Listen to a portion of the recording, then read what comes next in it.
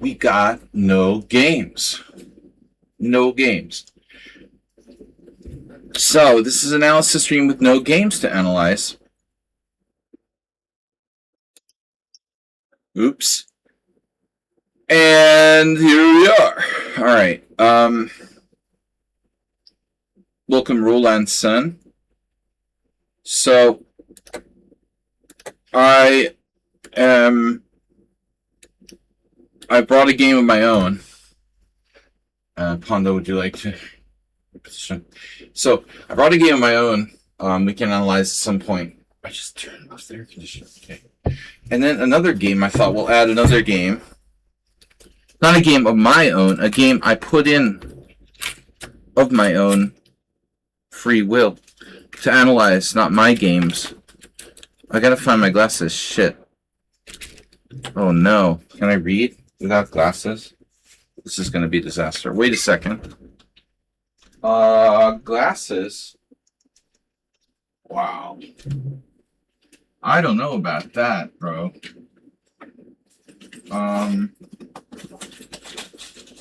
Seriously? This could be a problem. If I can't read, I am screwed. Mr. Glasses, where are you? Where did I put these things? Uh-oh. Now we're in real trouble. Is it there? Nope, not there. Not there. Oh, where did I put my glasses? Guys, where are my glasses? I can't see without them. Oh, this is bad. This is bad. This is really bad. Where I put them? It's weird.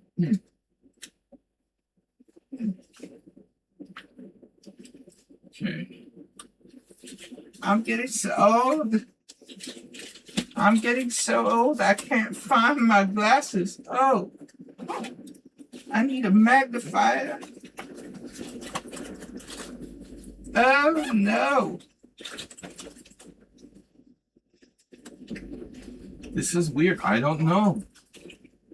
Where did I put it? Very strange. Very strange. Don't remember. I don't know where I put my glasses. Anyway, try to do without.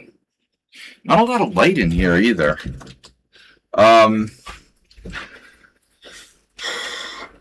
Oh, what? Where do I put the games? Games. Just you have several options. Discord isn't great. Either you send it to me on Lichess, or you put it here, a link here, in Twitch. Easy. Put the link in Twitch, whatever, or put it on a message on Lichess. If you got a game. I don't know where everybody is. It's the last week of summer, so the tournament yesterday. Oh wait, I need to activate our stream on Lichess. No, I'm streaming. Okay. So sometimes it's like hit or miss. Sometimes it's working. Sometimes it's not working. I don't understand why. We had a very bad result for the tournament yesterday. Only 8 players played. I know people don't like Swisses, but that's the weakest result ever. Maybe my glasses are in a different place. Let's see. I don't know. I can't find them, man. Well, all right. We're going to have to make do without them. I can almost read. I think we can make it out. I'm dying here. All right. Steinitz Lasker. Steinitz Lasker. How about a nice Steinitz Lasker, huh? Wow. Let's add a Steinitz Lasker. Moscow, 1896. Add a new chapter. Keep it recent.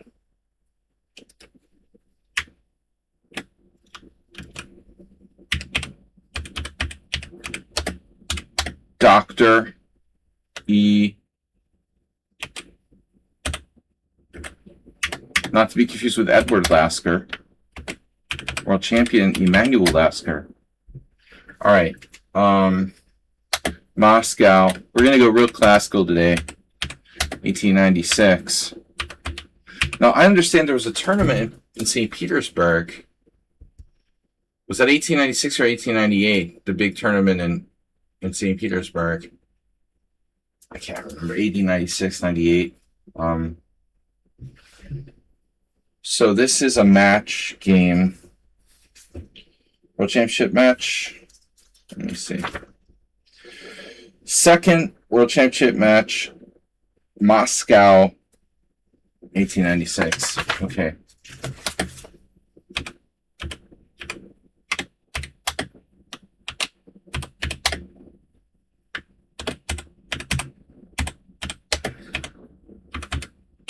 All right. So create chapter. You can start with this one. What did I say? Game. This is game number 11.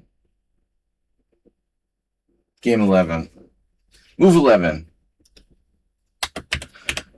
This is a game I haven't looked at in a long time. I'm not sure which game this is. So a lot of games when I present them here on the stream. Again, if you guys want to send me, oh, Antonio's there. You're sitting in a game that's not very good. Well, I'm glad you're here. I'm delving into classical chess, and since most people don't focus on it, I feel like I want to, do what other people don't and focus on the classics. And the classics that there's so much that I don't know. So I've got a game I do know, which I've analyzed, Gunsberg versus Chigorin. And that is from 1898, I believe. No, 1890. And Steinitz versus Lasker, game 11, 1896. So those are both from the 1890s. You guys are welcome. If you are subscribers, you're welcome to submit games. As I told Mr. Rolandson, not Discord. Preferably send me a message on Lichess or put it in Twitch. All right. I have really bad neck, shoulder muscle problem. I don't know. It's been 3 weeks now. All right. So first of all, we'll do this Lasker. Steinitz Lasker World Championship match, 1896, Moscow, game 11. All right. Lucky 11. Let me do this one. Alrighty. So I need a paper to hold my place. How about my tax refund? This is another paper here. Alright. So I can barely see, but if I focus, I can see. So Steinitz is white. And this is going to be an end game. All right, Steinitz is white. We're Emanuel Lasker. We're playing black against world champion Wilhelm Steinitz. It is D4. It is 1896. Steinitz playing D4. We're Emanuel Lasker. So D4, D5, as Lasker mostly did play Queen's Gambit decline type stuff. Steinitz was C4, not screwing around. Slav wasn't popular yet, so E6, supporting the center. Knight to C3. I just want to make a footnote that, Steinitz, of course, was much more knowledgeable, and everyone was more knowledgeable of E4 in those days. But D4 was becoming more popular. I'm not a huge chess historian. Again, this is 1896 World Championship match. Just saying, you played, E4, mostly E4 your whole life. I don't think your D4 game is going to be quite as strong. So, Knight C3, Knight F6, Bishop G5, the most aggressive move. And now Lasker plays Bishop E7. Nothing fancy, you know. Obviously the Cambridge Springs, you know, is pretty old. I don't know. It would be interesting to know, for example, when when the Cambridge Springs defense, you know, was originated, on BD7. Very possible it was already known back in the day, in 1896. I don't know exactly. Maybe older. But anyway, Lasker with the solid bishop e7. So the first thing we want to think about is the fact that there is a variation of this opening that's named after Emanuel Lasker. And I wonder why that is, right? So there's a Lasker variation of the Orthodox, I don't know if we call it Orthodox Queen's Gambit, but let's say Queen's Gambit decline. The Lasker variation will feature h6, usually castles, and knight e4. Will we see that here? Well, I'm sure that Lasker played other variations besides that, but there's a reason why it's named that. Anyway, so e3. White doesn't commit the knight, you know, to f3 necessarily, which I think is flexible. And now Lasker castles. So h6 is a very popular alternative. White will almost always play bishop h4. Welcome, guys. Antonio, good to see you. Feel free to send a game, man. I don't have many games. So good or not, if there's a game you'd like to look at, by all means, send it to me. I got nothing from you guys. So, castles. And now, a really shocking move, as far as I'm concerned, by White. Here's a move I maybe never faked. Excuse me. I don't really play the Queen's Gambit decline much. Very rare move by Steinitz now. But a cool move nonetheless. I question its validity to some degree, but why not? Queen b3. So check it out. Franz Hosel, the Austrian IM, and Mihai Suba, the deceased, great, recently deceased, last year or two, from Romania, of course, legendary grandmaster. Queen b3. Very interesting. Played by Steinitz and only two others in the recorded database here. Probably not a great move because it has flaws, but at the same time, in this very standard Queen's Gambit position, it's like unbelievable. I would argue like practically unbelievable that there are only two games with this move.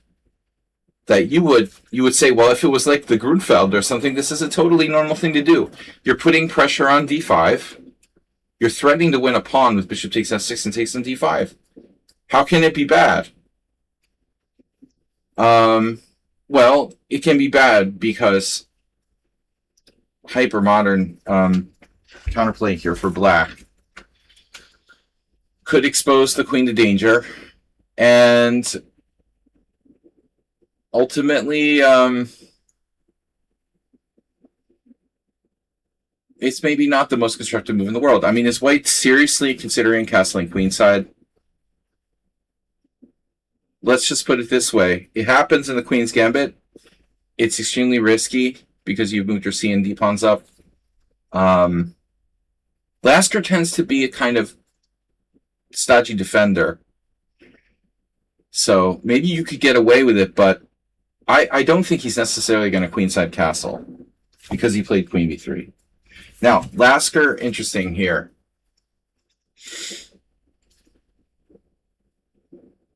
I mean, I'm really not sure what to play. There are two schools of thought on this position. You know, I can give up the center or try to just, you know, maintain d5 deep, right? I was actually expecting Lasker to play c6. c6 was played by Franz Hosel's opponent in 2006. And it was a 2200. But I mean, it looks solid. I would not at all be surprised to see c6. Another possibility for black that wasn't played here is the hyper aggressive c5, sacrificing a pawn. You know, we could theoretically play c5.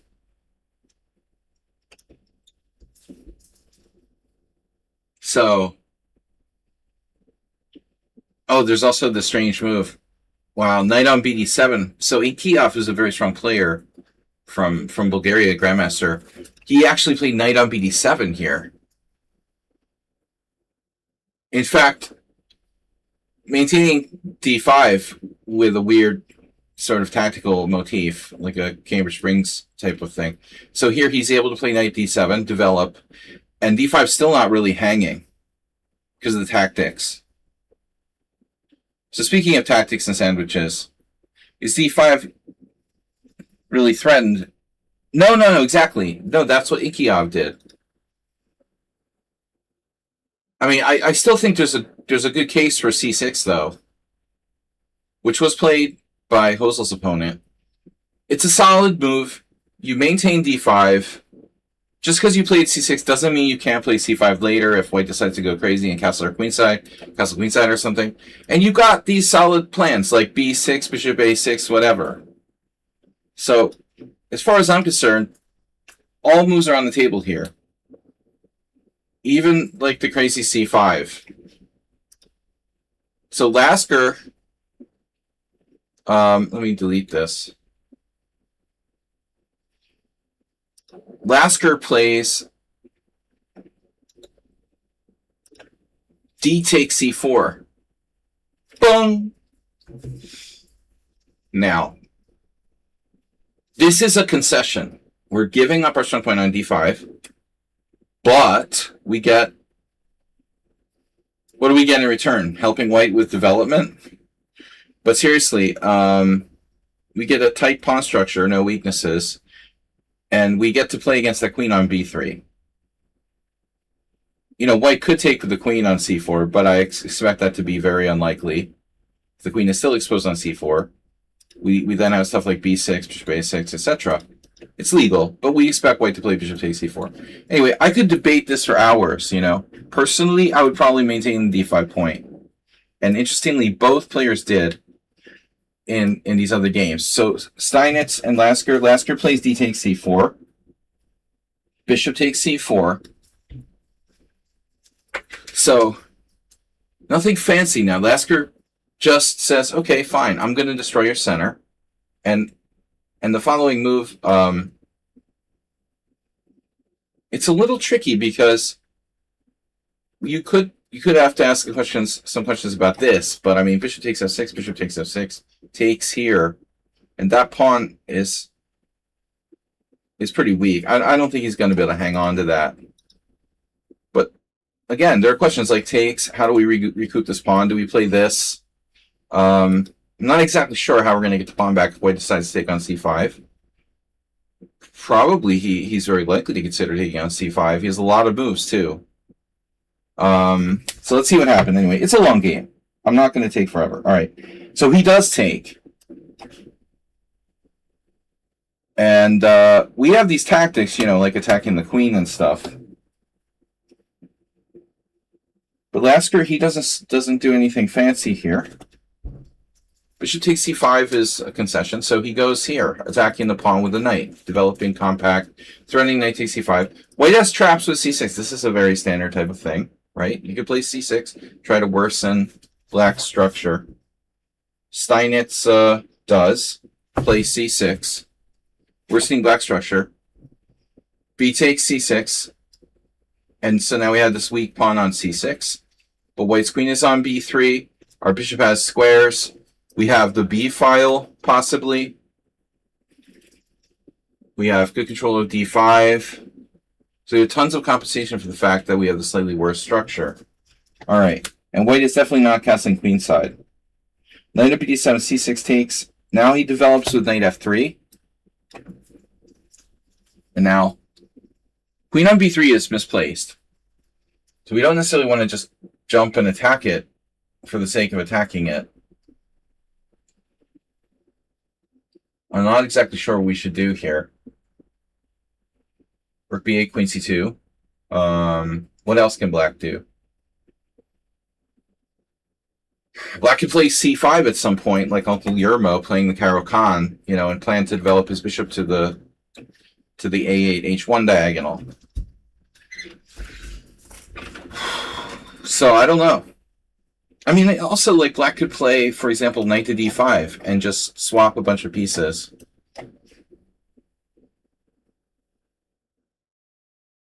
I mean, white's hoping that this pawn could prove to be a weakness in the long run.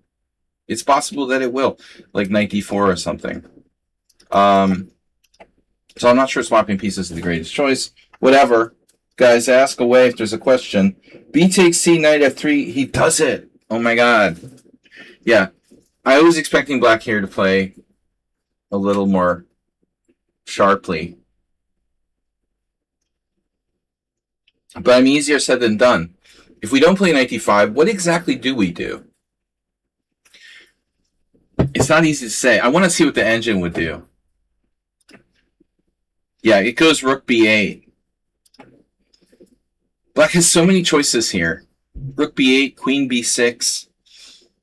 I mean, queen b6, well, you can't trade queens and fix the structure, you know, for example. c5. I don't think this looks a little awkward. Like knight c5 and then your knight is where is it going after that?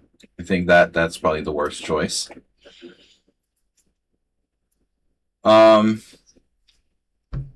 So Lasker does this like solid trading of pieces. Bishop e7, queen e7, and now Steinitz castles kingside. The Steinitz position is solid. Both sides are solid except for that pawn. Now rook b8. But I just want to comment on the fact that in this type of situation, rook b8 is like the most obvious move, and the queen on b3 can be attacked at any time, so we don't necessarily want to do that. If this was like a modern grandmaster, I mean, who knows? They'd be considering a lot of different moves, even a5. He plays rook b8, so see if we can really get anything out of this game. Queen c2. And now I have to be really careful not to make any sort of mistakes in reading because my vision sucks. So queen b4. Very, very forcing, very straightforward move. Queen b4. Steinitz Lasker World Championship game, number 11. Moscow, 1896. So check this out. This is funny. All right. These guys are such interesting, you know, world champions. Hold on a second. I'm going to put that game that was in the study there. I'm going to put the game you sent me in the study. One moment. Here. This is Mr. Rowlandson. Right? Magniac. Study. There. All right, we got that one. And then we got a message from, I assume, Morales. No, Move 11 submitting game. All right. Get PGN. Alushta Open. Go Russia! Copy. Just kidding. We don't support Russia here. Study. Live studies here. A lot of games from Russia today. Add a new chapter. How do I add a new chapter? There it is. Duh. Okay. So we're going to get back to the game here in a moment. Thanks, Move 11. Guys, don't forget to subscribe. If you subscribe, you can donate. No, if you subscribe, you can donate a game. Not money, but a game. Donate a game to our content. All right. So anyway, here we are. My old friend Andrei Kovalev. Draw. All right. Anyway, the Belarusian Grandmaster. Or is he the young one? There's two Kovlevs. So anyway, game 11, move 11. The following move, bro. Sorry. Here. We're up to move 11. Queen b4. What would you play in this position? Knight a4. Knight a4 has something going for it. I mean, it's helping to control the c file and like maybe potentially like blockade that. We keep c4 protected. This is protected. The problem is Lasker can trade more pieces, like knight there. Looks like there's some in-between move. No, there's no a3. So, yeah, this probably equalizes. At least. What else can white do? White has a lot of moves, but none of them are great. I mean, bishop e3, knight c5. Rook b1 hangs the knight, so that hangs the bishop. The bishop's hanging. This is a problem.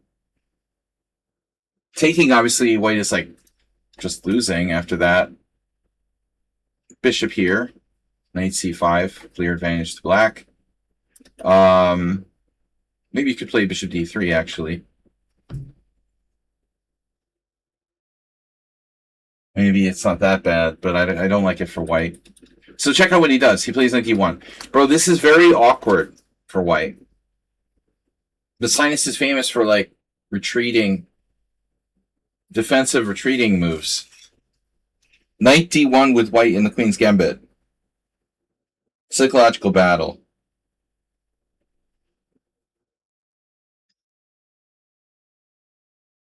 Black is surprisingly comfortable here, despite the bad structure. I don't love white's knight d1. Very awkward. So now another weird-looking move, but what can you do about it? Bishop b7. Blocking our play on the b file, which is probably nothing, because white can play b3 anyway. This will eventually come to life, and we can play rook c8 or something. Bishop b7. It's a long game, so I'm going to go a little bit faster. Did I? Yeah, oh man, this is so ridiculous. This is so ridiculous. Science is so ridiculous. He's amazing. Knight e1.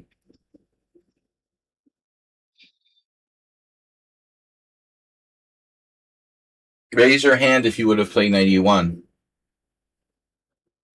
Wow. Comment on this move. Make main line. All right. Knight e1. Not the first move that came to mind. I really have to be careful not to make a notation mistake. Now, black played rook fd8. I still think that black is fine, and the activity of the pieces is more important than the structure. Just my opinion. Knight d3. Now black to move. Queen is attacked. Which square do we go to? I would say, no, default is like e7. Default moves are like probably e7 and b6. But he chooses, interestingly, queen d6, which, by the way, under normal circumstances, I would think like, we'd be seeing a rook coming into the d file, but with a knight on d1, Any questions, Mr. Rowlandson? Questionson? So queen d6, f3, dark square, weakness. I mean, he's blunting the future prospects for this bishop on b7, but at the same time weakening his dark squares. f3. And now knight on 7 to b6. Well, I still love black. All of black's pieces they're like, look at this. Look at these guys. Dude, it's like a horde of enemy tanks coming at you. There's 6 pieces. 6 pieces, all functioning. And White's sitting there with his like rooks. You know, he's like taking a piss with his pants down. I mean, dude, 6 pieces coming at you. I'm getting a little concerned here. Knight b6, and then what happens next? Boy, Steinitz wasn't looking good in this game. I think he should have stuck to e4.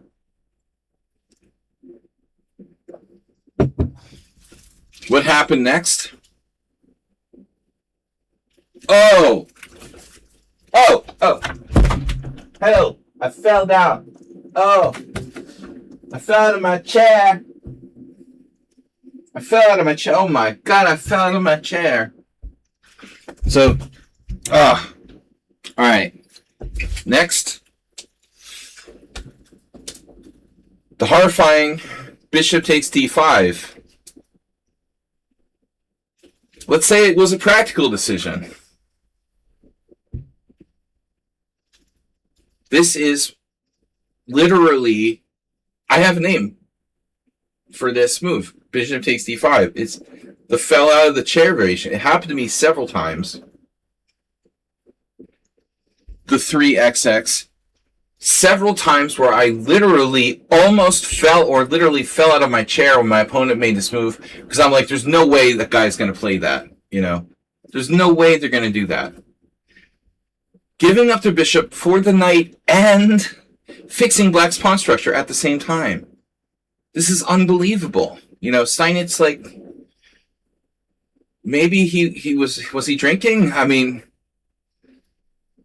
I don't know. I admit, like, I already don't like White's position. He's coagulated. It's, like, awkward. It's hard to find a good move. There are tactics, by the way. Like, if you go here, this knight on d3 is hanging, so immediately you're losing a pawn with knight takes e3. It's not like this is easy. You know, he got himself into an awkward situation already. But man, okay, so bishop takes d5. So basically his position is so bad that he has to make this horrible move to, like, not lose material. Now takes, there goes the c file. b3, controlling the c4 outpost. Black is clearly better. Very quickly, after, like, less than 20 moves. Steinitz again, why didn't you just play e4, bro? Okay, b3, e5. e5 is a little risky because, you know, you don't have to play e5. The c file might be preferred. Maybe Capablanca would have made a different move. I don't know. Bishop a6 is very strong. There's also the possibility of d4, but I guess that move maybe, you know, simplifies. We can also blockade with e4. So there's a lot of choices. Black goes e5. Now these pawns are very strong. The c file isn't going anywhere. The idea of bishop a6 isn't going anywhere. This still is possible. In my opinion, like, black is like plus 1 point something. e5, steamrolling white. Now, knight on 1 to f2. You know you're in trouble if you have to write down knight on 1 to f2 at move 19.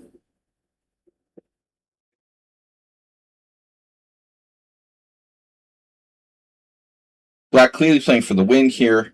Rook on bc8. Because what future does it have on the b file? Rook on bc8. Now queen b2. He actually found the safe square for the queen, at least. Attacking e5. And now f6. Dark square, pawns, coordinate with light square bishop. So far, I really like Lasker. Lasker's playing this game. He's, like, outclassing Steinitz. f6, rook on fd1. Okay, but we have to qualify the fact that Steinitz, he was a great defender. And so he's got himself a bad position with white. But, you know, I mean, if he was, like, black or something, this would be normal. He's white and he's got a defensive position. Okay, rook on fd1. And now, well, black has to come up with a plan, right? How do we improve our position? We have the strong center. It looks like stronger minor piece, redundant knights for white. But how do you win? You know, I mean, we're going to shove this d pawn down white's throat, and he's going to resign. You could push the pawn. Like, this definitely is a consideration. Just push the pawn. But I think, honestly, after takes, it's also like this knight. I don't love this knight because we can't put it on d5. I would love to stick it on c3. White resigns, but I mean, it's not clear exactly how easily we can make progress here. There's also the move e4, which gets tricky because of the d4 square. So the point is, like, it's not easy for Lasker to make progress. I would expect, you know, many players to play something solid like rook c7, rook c1, you know, double the rooks. We're going to trade pieces. And white gets a little closer to a draw every time we trade some pieces or something. But black remains with the edge. But Lasker doesn't do that here. It's interesting. What he does is maneuver the bad piece, his worst piece. This is actually the advice of a lot of great players, of course. If you don't know what to do, improve your worst piece. So Lasker decides his worst piece is the knight on b6. It has no outpost because of the b3 pawn, and it's having trouble getting the d5. It would be great on d5. So he plays knight d7. What's the plan with knight d7? Well, there's a couple plans. There's this. He can swing across here to b6. It looks like that is part of it. Getting out of the way for the queen. So it's not just about the knight itself. I mean, I'm not really... It's slow, but I mean, obviously you have knight f8, knight e6, supporting d4. And everything's coordinated. Yes. The 3XX said that, and you're right. That's definitely part of the plan. But I think the queen b6 is important too. So knight d7. I have not looked at this game, and if I did, it was a long time ago. I probably did a long time ago. But something's wrong. Knight f2 here, f6, rook fd1, knight d7. Shit.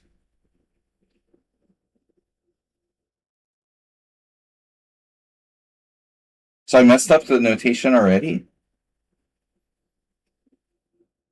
Bishop takes d5, cd5, b3, e5. Sorry, I don't have my glasses. Shit. I don't understand. Rook fc1. Okay. I messed up. My bad. Okay, my bad. No major damage has been done, but I overlooked a move.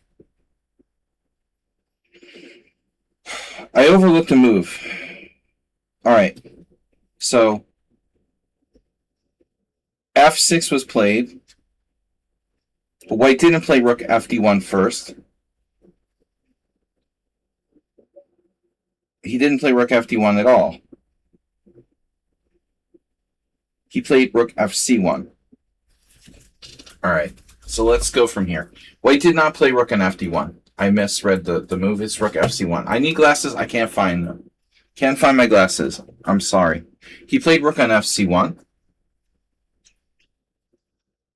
Aiming to trade pieces. Okay. And then black did knight d7. Here we are. Same plan. The rook's on c1, not on d1. He plays knight d7. White swaps pieces. Rook takes. Rook where? So now rook c1. Yeah, I mean, Steinitz is just trying to trade pieces, get closer to a draw. Rook c1, and then what did we say? Queen b6, x-raying this diagonal.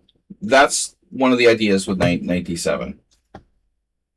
Queen b6, rook takes c8. So Steinitz is, he's, hoovering the pieces off the board, trying to get a draw, but he's worse. He's much worse. Rook takes, bishop takes. Can he get a draw with white? What an achievement.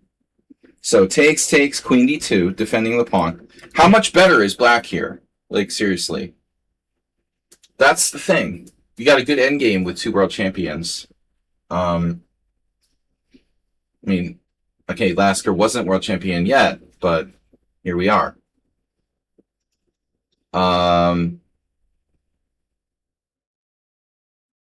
I think that black is significantly better. Like 0.8 or something like that. Maybe it's maybe it was a mistake by Lasker to trade all the rooks. I don't know. You know, it makes me wonder actually. So this rook situation, right? When he goes 97,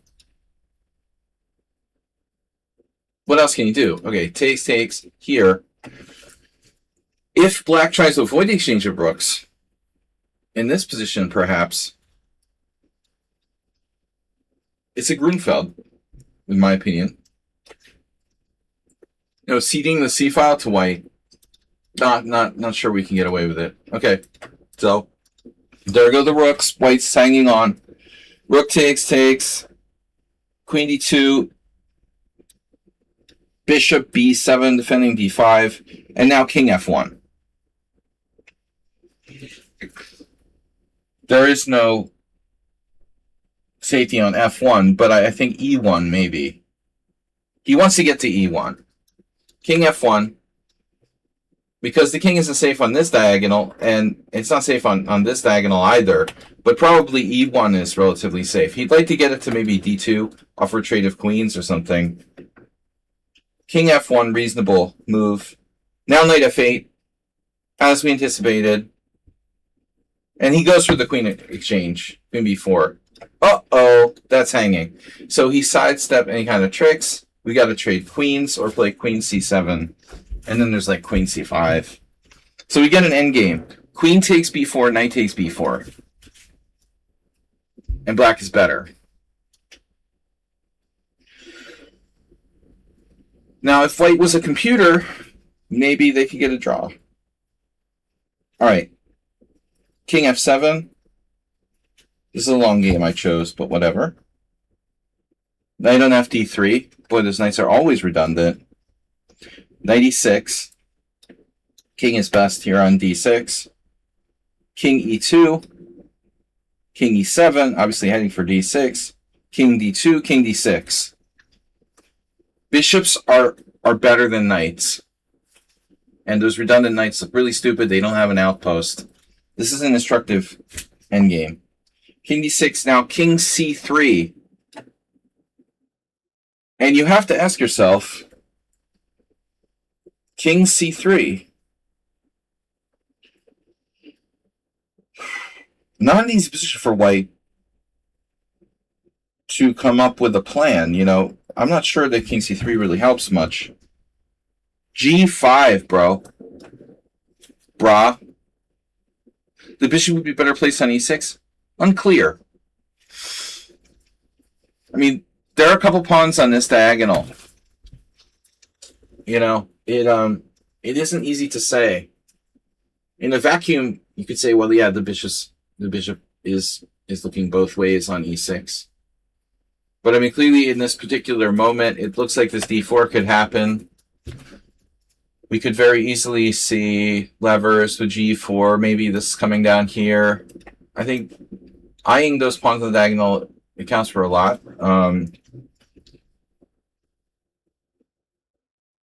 Stein says he can't be happy about these pawns being fixed on light squares. After G5, white plays knight C2. And what's he going to do? Like king B4, king A5 or something? His queenside majority doesn't help much. Now bishop A6. He does move the bishop, but to this diagonal.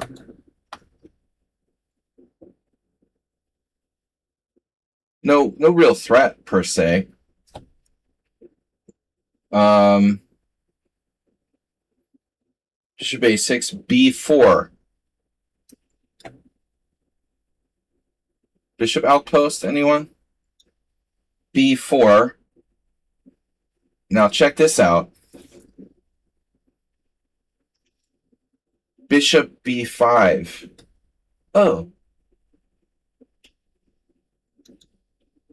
Bishop B5.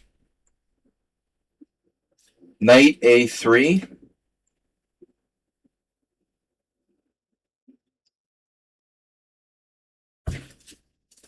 Wow. This is where we really get to see brilliance. Point of bishop e5. He could go to a4. The bishops are long-range pieces. He ends up back here. We have Lasker being Steinitz, being John Malkovich. Steinitzian, since he was like Steinitz's student. Bishop e8. Knight c2.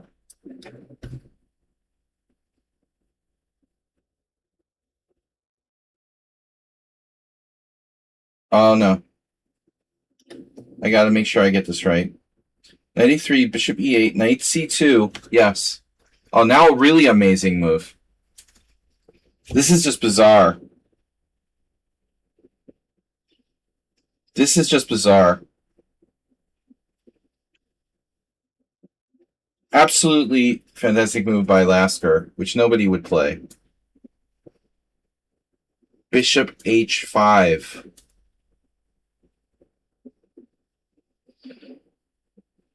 I mean, is this like hope chess? Like you're just hoping the guy's gonna play. Maybe he'll play g4. You know, put his pawns on the wrong color. I mean, I think this is probably a mistake, objectively. The bishop actually it's holding up a4. So I think he should play something else. I mean, I would probably play h5 if I were Lasker here. h5 with the idea of h4. You can't stop h4. You know, even if like g3. Say I play h5 and white plays g3, then we play h4. You can't stop it.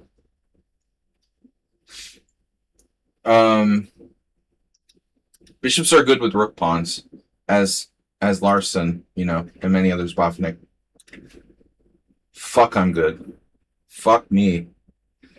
Number one move of the engine is h5. God, I'm good. All right, h5. But Lasker instead played bishop h5, this weird, like, provocative move, allowing a4. That's really, like, the first move this game I didn't like by him. Weird move. Now he plays f5, which is reasonable. I mean, was bishop h5, like, necessary for some reason to play f5? Fine, f5, b5, and finally the queenside majority is moving, and then f4. Of course, this is just a different way of getting the pawns onto dark squares, which is not a bad achievement for black. f4. And now Steinitz has a difficult choice.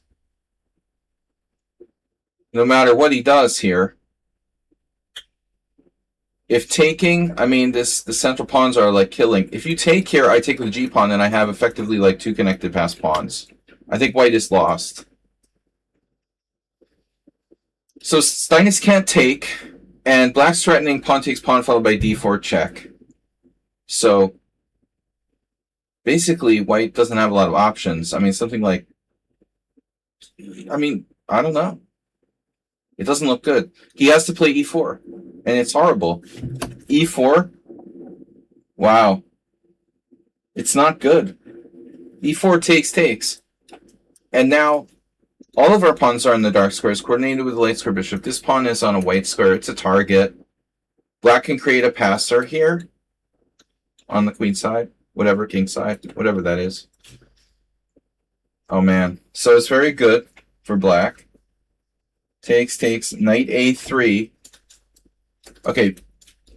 Takes, black's move. Bishop g6, my bad. Bishop g6, knight a3. Threatening knight c4 check and taking on e5. So what are you going to do about it? There's nothing you can do about it. You have to take. You have to lose your e pawn. Check. The king goes to a strong square. Shit. He can't go to d5. Oh my gosh. That's messed up. But wait. If king d5...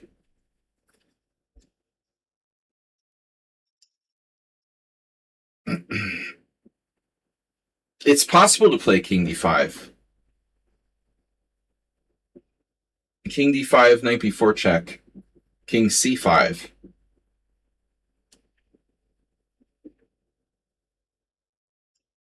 But maybe the truth is that it's a little bit dangerous, and we're not getting a lot from it. So he doesn't go to d5. He goes back. But where? Do we go to e7, c7, d7? He plays to e7. King e7 feels very inactive there. Okay, g2 is hanging. Wow. Oh my god. So all this time, it doesn't matter. g2 is hanging. Black is like winning a pawn. That's the point. I didn't even realize. He has to play g3. White has to play g3 and black has won a pawn. Jesus. Now, in order to defend this pawn, he has to give up his great bishop for the knight on d3. Bishop takes d3, king takes d3, and now knight c5 check is possible. And that's the game. Knight c5 check,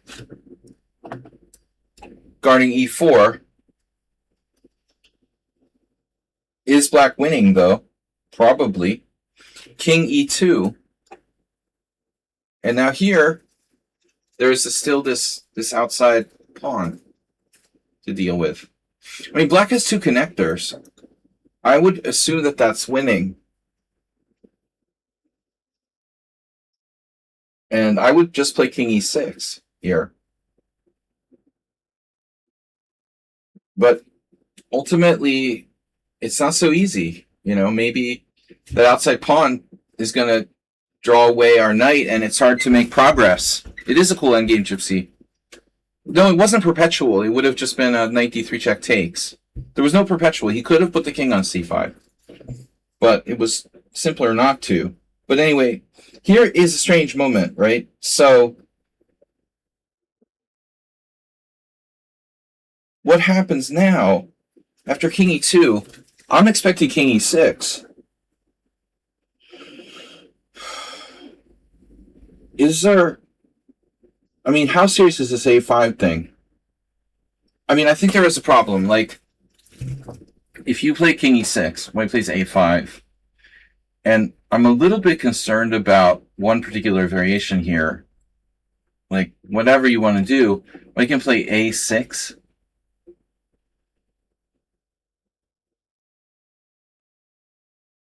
With this super scary threat of b6. I mean, maybe it's not that bad. Like,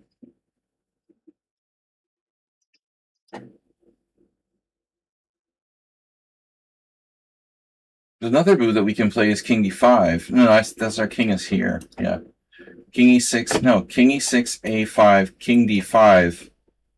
For example, b6.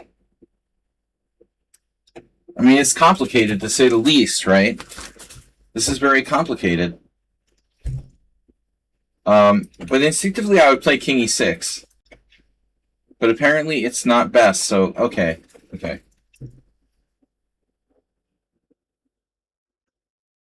Let me see. I mean, would it matter if I play king e6? King e6 is still winning according to the engine, but a5 is complicated. So, Lasker plays this perfectly. Apparently, this is best. He just takes. He just takes, worsening his own structure. But, you know, potentially creating an outside pawn.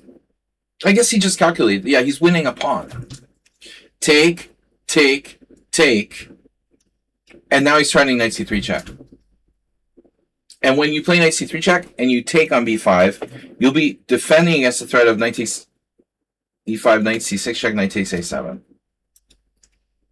So he simply counted and calculated that he's winning a second pawn. Takes. Knight takes a4. Knight takes e5. Knight c3 check. Now, how close is this king to those pawns? So this is close. King f3, knight takes b5, king g4. Oh shit.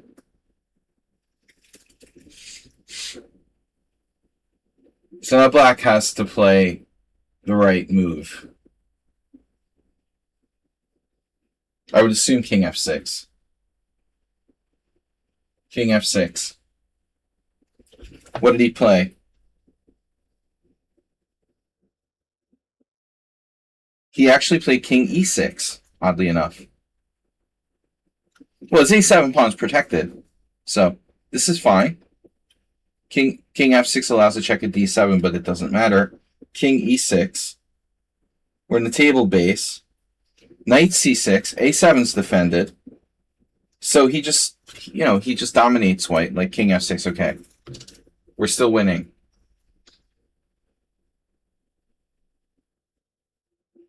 King f6. King h5. Threatening king h6. Maybe. It may not be a big deal. What do we do? a6. What else? Get the pawn out of take. And now g4. Now black can move the knight. Knight d6. Very close, but it's a win. Knight d6. Knight b4. My bad. Knight d4.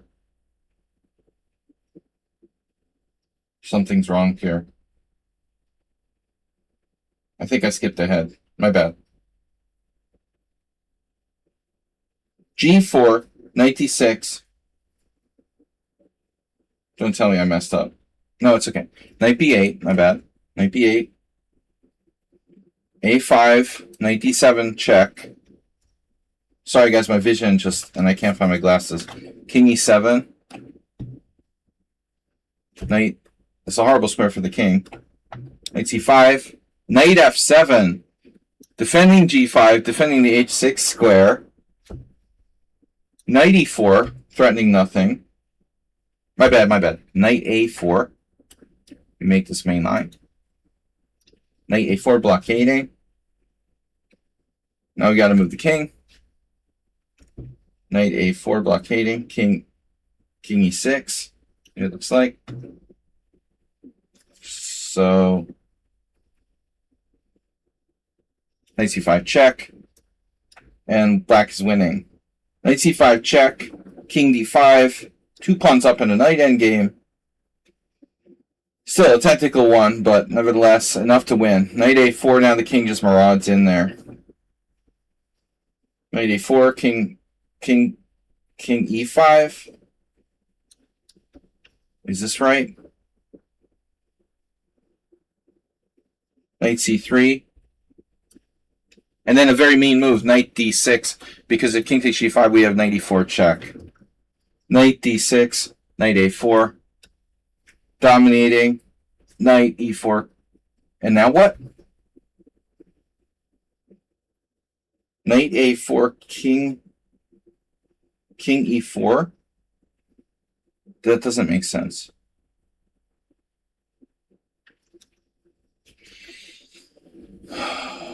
Okay, knight e7 check, king e7, knight c5, knight f7, knight a4, king e6, knight c5 check, king d5, knight a4, king e5, knight c3, knight d6, knight a4, and I swear I can't read because I'm blind. There always could be a misprint. He plays king e4. How is that possible? King e4 doesn't make sense. Our knight is on d6. Is it on d6? Maybe it came back to f7. Okay, it must have come back to f7. Let me go back a second. Here. Knight d6. Knight f7, knight a4, king e6, knight c5 check, king d5. Here we are. Knight a4, king e5, knight c3, knight d6. We were there, clearly. Knight a4. And this is where I don't understand the next move. King e4. This wins?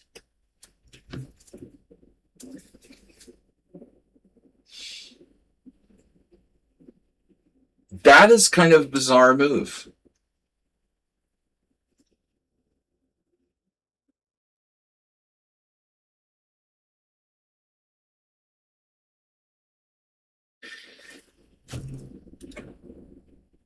Wow. That's a weird way to play it. Allowing king takes g5, and black is still winning. It didn't seem like he had to do that. Plays king e4. I mean, I imagine white has to take the pawn on g5. It's so strange. He doesn't take it. He plays knight b6. Now king f4 defending the pawn. And the computer checks this out, but I still think that was a very weird sequence. Knight d5 check, king g3. Knight b6. King f3. And the pawn is hanging again.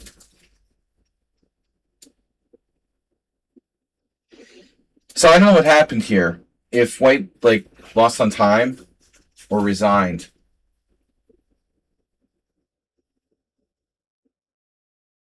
I assume he lost on time. I mean, I have to assume he lost on time. Nobody's resigning here voluntarily. So let's play it out. Why he doesn't take the pawn on g5? Let's say he lost on time. It's the same as before. He can take the pawn. If he takes the pawn, we play knight f7 check. Guarding h6. Okay, fine.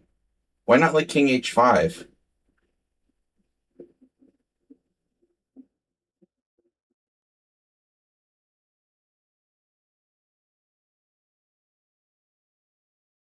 Say king h5.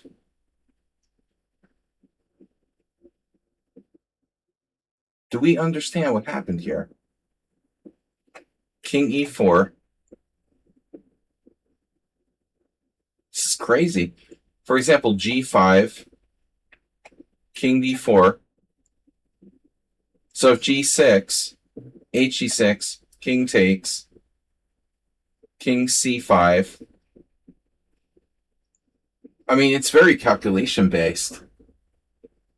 Knight a4 check. Lasker had to calculate all these weird endgames where he's only got one pawn left and he's still winning. Here, I don't know, knight b2 or something. Knight b2, knight e5 check. He literally calculated some lines like this. King d3. Knight d1. And the pawn clears. It's just such a weird way to play it, where he has to drop that pawn on g5 and make sure that he can get there in time and stuff. Really crazy game. These last moves didn't actually happen, but I really couldn't believe that black has to lose that pawn on g5. I thought I was misreading the game score. When I saw this move king e4 the first time, I mean, black doesn't have to play that move.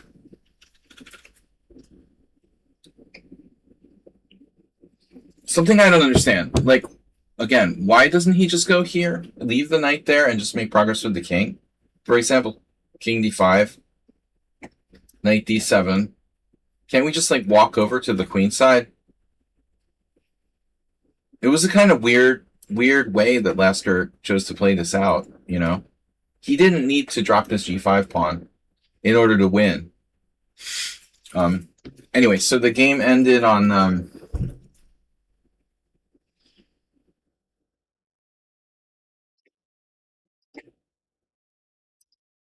king f3. White resigns after king f3. g5 pawn hanging. White loses on time or resigns. I don't know. Crazy. All right. Anyway, record that for posterity. 1896. Computer verified everything that Black did. Black was always winning this endgame. Never made a serious mistake. So, all right. 2 pawns up. I mean, it should be winning, but I mean, you're not really 2 pawns up because this H pawn is like useless. It's almost like Black is only 1 pawn up, but 1 pawn up enough to win in night ending. Igor Maikov said, "Hello, welcome." That was Steinitz Emanuel Lasker, played in Moscow, 1896. Amazing game. If we put this in the opening, the analysis, dude, it's going to be like Lasker had a very strong CPL here. My opinion is that he played on a far superior level to Steinitz in this game. But we'll see what the engine thinks. Steinitz had 2 blunders, but look at that.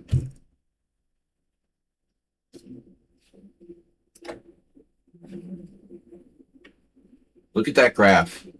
But look at the graph, and then look at, Steinitz won in the end game. But this is like a Magnus Carlsen type position, okay, guys? So it was perp after King D5. Okay, I could have been wrong. There was another check I missed or something. King D5, King C5. But what I want to point out is the fact that, like, this position, bro, this isn't a draw, The computer says, if you go by the graph, it's like, oh yeah, everything was fine. It's 0.2 advantage to Black. Magnus Carlsen is winning this position like 8 out of 10 times against any Grandmaster in the world with Black, as well as Emanuel Lasker. We cannot take this computer eval too seriously, because sometimes the smallest advantage, like in this case, -0.2, is in reality much bigger than you think. In a practical game, White is losing here, even if he's a Grandmaster, in most cases. Those knights. But as I said earlier, another moment I didn't like by Lasker was this weird Bishop H5 move. I would have 100% played H5. I'm sure he had his psychological reasons, for playing Bishop H5 or whatever. Anyway, let's see what we got here from you guys. I got a game from Magniac and a game from Move 11. So 2 subscribers have submitted games. But,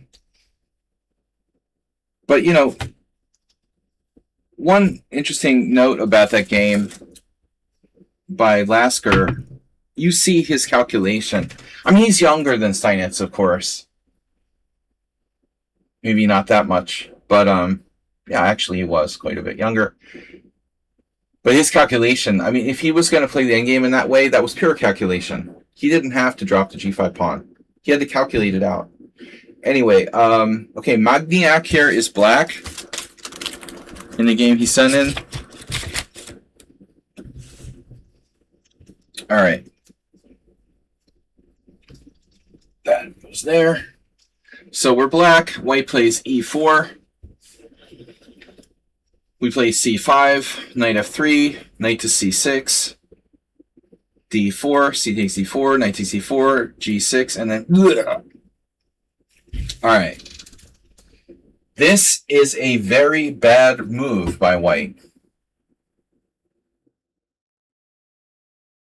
And Black could theoretically take with a D pawn and be only a tiny bit worse.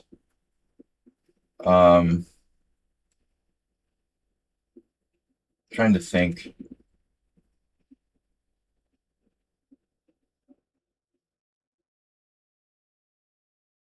I don't remember. Maybe I had this once in a game in 1996. Knight takes c6, b takes c6, queen d4 they usually play. queen d4, and then unless you want to be like Anna Cramling's dad, Belen Lopez, who would do stuff like f6.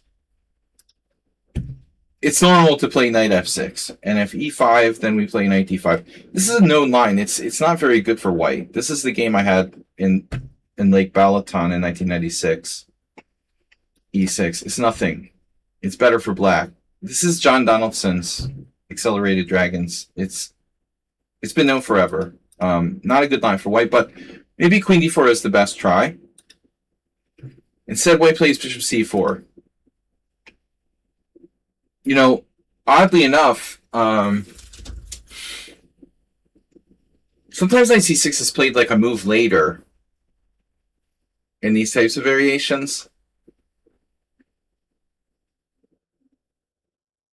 And Mr. Slow, who was an old viewer on the stream, had submitted a lot of games to our stream and been a big contributor and a patron.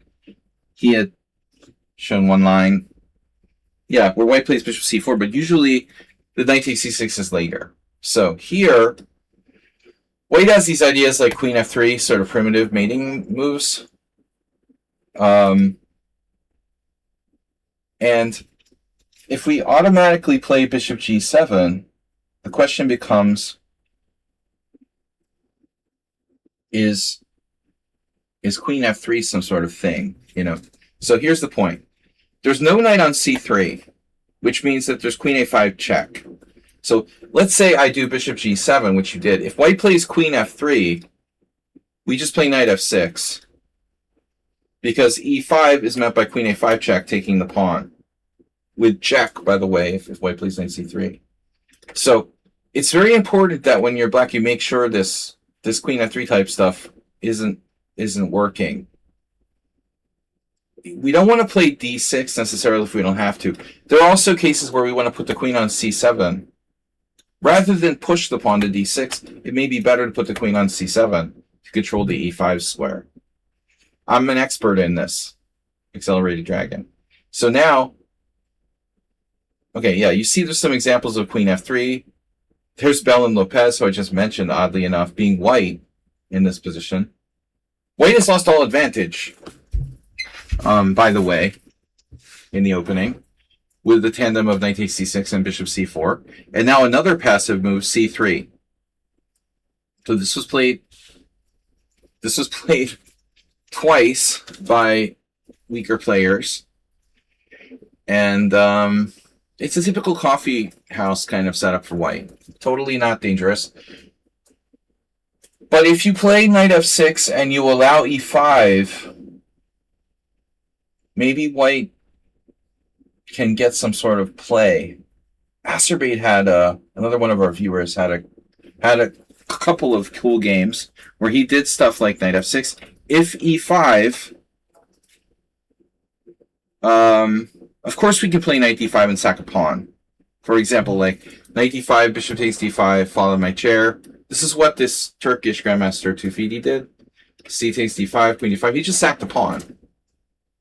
And there are various ways to do it. Okay, I'm sure even like rook b8, bishop b7 is good.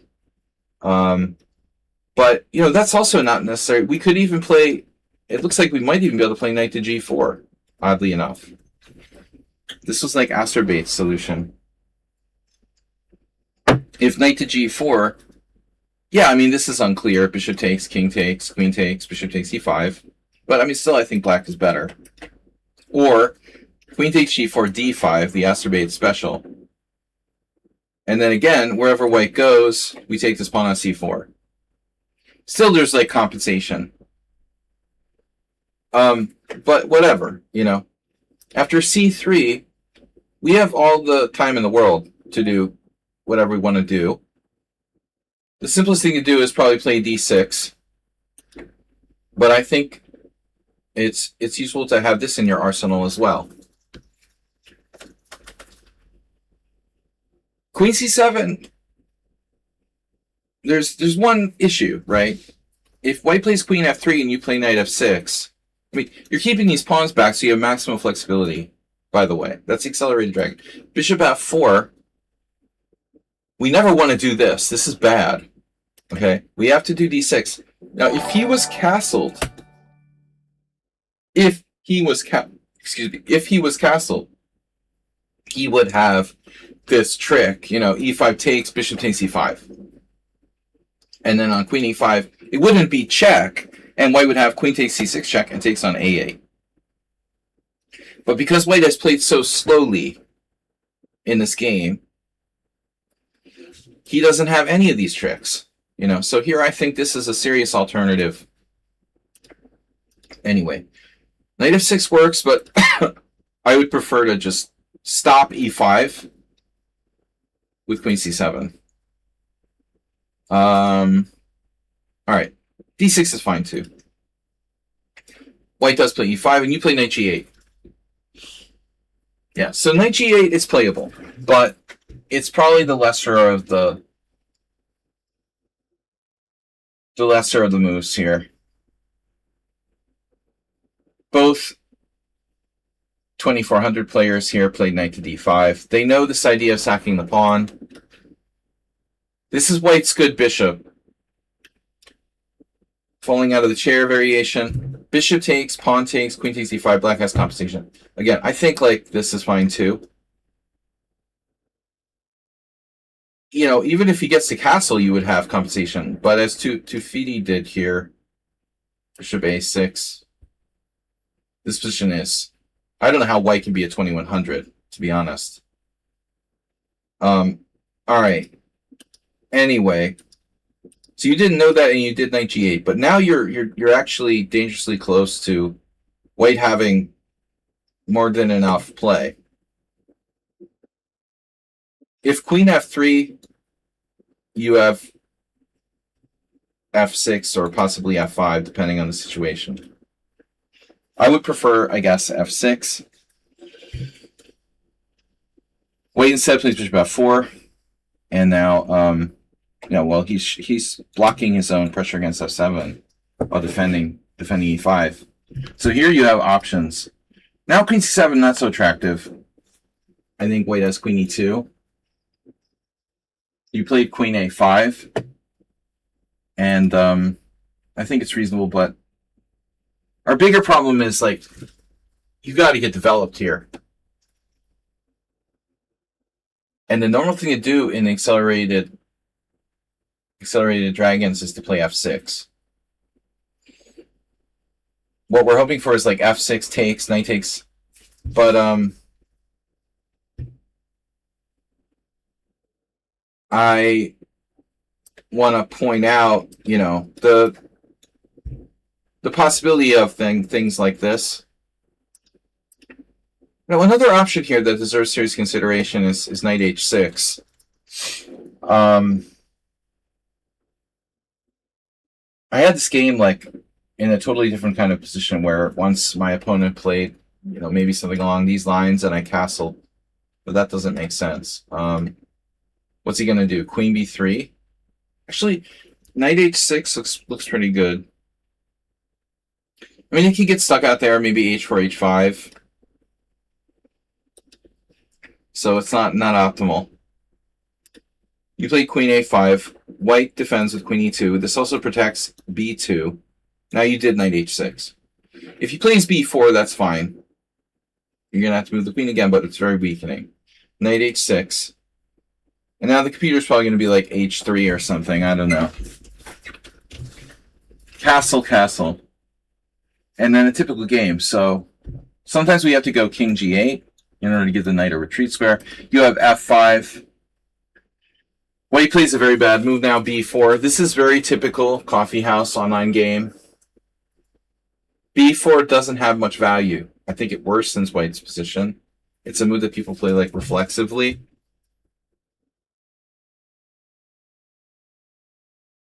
So I'm not exactly sure what you should play here. With queen on c7, you could be vulnerable to tactics, though I don't know exactly how. I would probably vote for this, despite the bishop on f4. I guess you might have an issue with queen d2. So So, all right, you went to d8. This feels too passive, though. You know, I don't think we can go to d8. I mean, you're blocking your rooks. I think it's too much. I mean, maybe b6.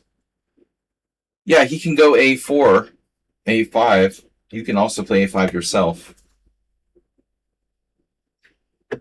So I think this is too passive. Knight d2, and now you break out with d5. So probably he makes a mistake here. He has to play rook d1. He has to keep you down. Especially to exploit the undevelopment with queen d8. Knight d2 is too routine. And now after d5, you're back. You're back, and you got away with murder, you know, in a way. So I think it was sketchy there. I just want to get castled. Yeah, well, that's a good thing to do. If he takes, he makes this a problem. So he plays bishop e3. And now, well, I think we can say you're probably not worse anymore. After kind of messing up with knight g8 and queen d8 and stuff. We still have problems with our knight on h6. So f6 is a very standard idea. You also can play knight f5. I don't see your knight getting trapped by like g4, but it is possible. For example, here g4, knight h4, bishop g5. That does look like a problem. So we have to be cautious about putting the knight on f5 too early. I mean, also f6, very natural move, but I think that... I mean, I think f6 is probably the move, but we have to calculate, you know, this. This is probably a move, but white has to be careful. And now we have a square there. The pawn's kind of overextended. I think you're okay. If f6, for example, knight f3, Nimzovitchian type position for white, you could play bishop g4, provoking him on e5. But I think you're okay now. Knight f5, maybe not the best. To me, it looks like he's got g4. Why is g4 not good here for white? Seriously, knight h6? You can just go back. And you have this other weird move, bishop h6, but I don't think Bobby Fischer's going to play that. Trading the darks for bishops kind of weakens your king. I don't like knight f5. Yeah, he could have done g4. Knight f3. Now a5. a5 is like a sort of cheapo.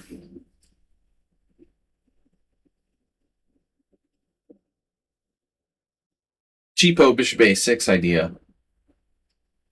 I'm concerned about your knight on f5 though, because it's really like borderline getting trapped now.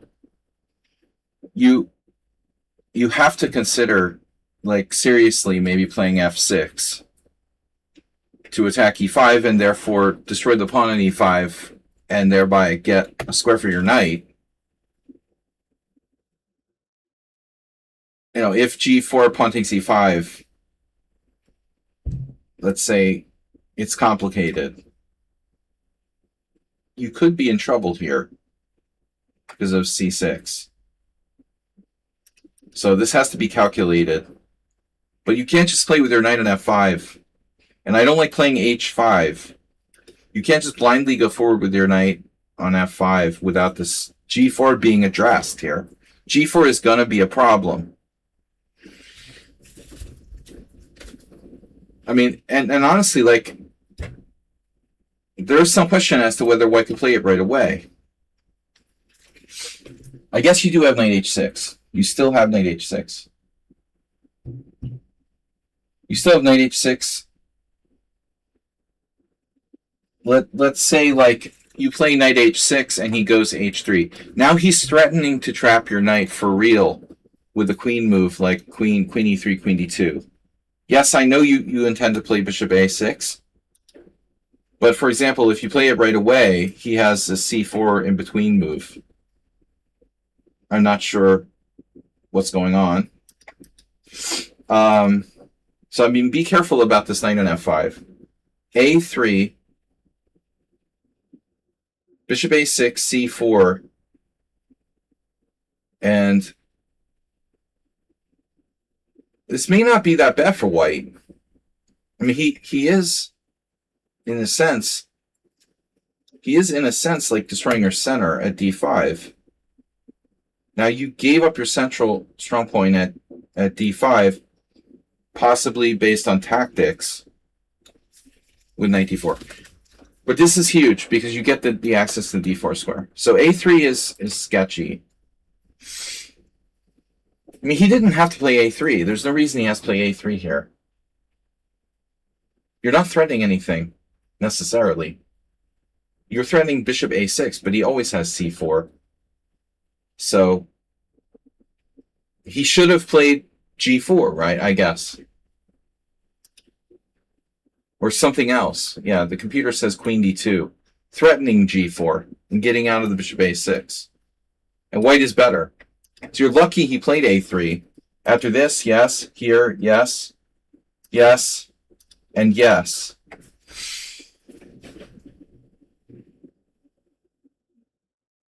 And what is the final resolution? Knight d4, queen d4, bishop a6, queen takes f4, attacking e5, attacking b4. Are you winning? Or is it just like equal? To be perfectly honest, I don't think you really deserve to win necessarily. He hung an astrobate, mate. Okay.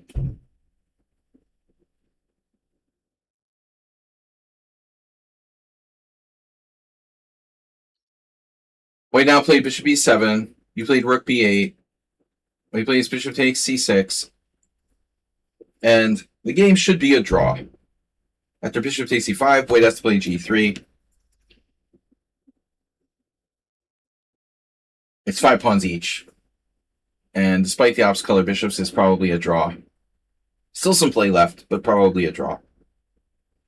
But he hung mate in 1 with queen takes h2 check. Astrobate would have loved this game if he was still here. If I didn't know better, I would think you were Astrobate. To be honest. All right. The ghost of Astrobate is here with us. Then Move 11 submitted a game with Andrei Kovalev. And where is this game from?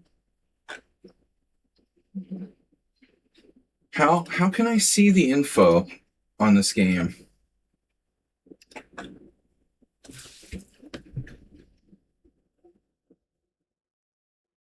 Andrei Kovalev. Andrei Kovalev is the old Belarusian grandmaster, right? Who I've played. What's the name of the younger Kovalev? I guess they're both Belarusian. But there's a younger one who's like a very, very strong 2600. In any case, I guess this is an older game. I saw the... Wait, here it is. Okay. Submitting game for review? But I mean, dude, get PGN. So this was played where? Alushta Open.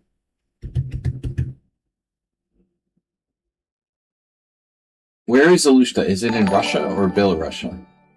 I assumed it was Russia. What does that say? 2003?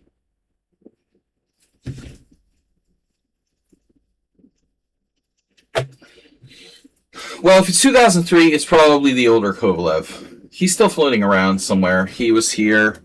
He had a birthday recently, or maybe he was just mentioned in a post I saw on Facebook. Some Soviet chess. Old Soviet chess thing. He's like a 70-year-old. He's got to be around 70. I mean, getting close to 70. Late 60s, at least. So Kovalev is white. We're going to flip the board.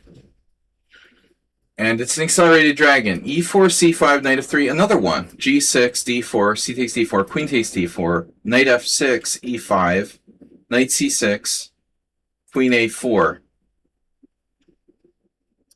You know, It's interesting here, something that surprises me.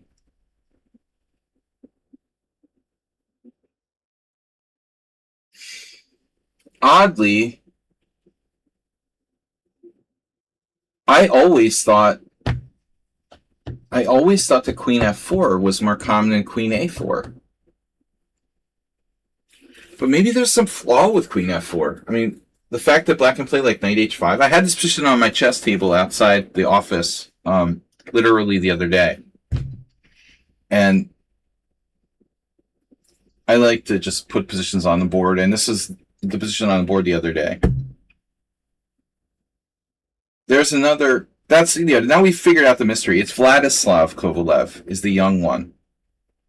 Okay, so there's the possibility of Knight H5. This is a separate possibility. It's not necessarily good, but it's an additional option that Black has if White plays Queen F4. But I would think in most cases it's going to transpose, with the exception of, stop that please, Queen A4, Queen A4. Now, you can play Knight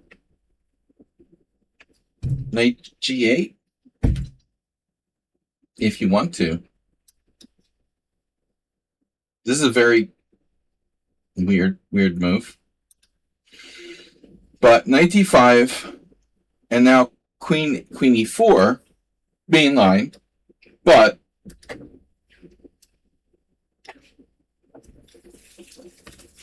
this is the other option, which is more modern. Queen E4, I still believe, is probably better objectively, but it's very close. Okay, so he plays Queen E4, and then Knight on DB4 was played. So I had this position with Black against Aronian in a Blitz game in Spain like 25 years ago. I lost. I also played Knight on DB4, which was the standard move for many, many years. But it was funny because I think like Levon didn't know, well, we didn't know the best move back then. It was like 1998. I played this against Aronian, and then he didn't know the line. So he just did something routine like C3. I got a good game after D5. Aronian goes back. I played Knight A6. And I knew this position was supposed to be good for Black, but I lost anyway against Levon. The young Aronian, who was just an IM at the time when I played him in 1998. Anyways, go back to 1998, then go forward to 2003.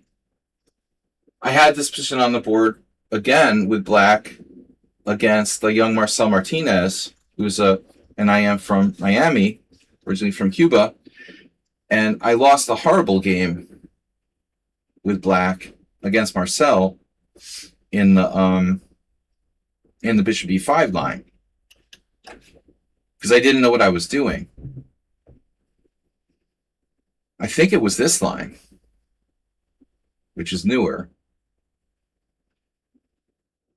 But anywho,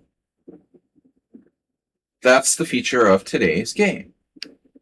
So I did A6. Oh no, I did. So I did what Kovalev's. I repeated what Kovalev's. Oh, that's crazy. This game was played when? This game was played in 2003. My game was played in 2003 against Martinez. You know, it could have been 2002, but I think it was 2003. I'm pretty sure. It was Foxwoods Open 2003. It was like the last round. And I lost to Marcel really badly here in this line. I didn't know it.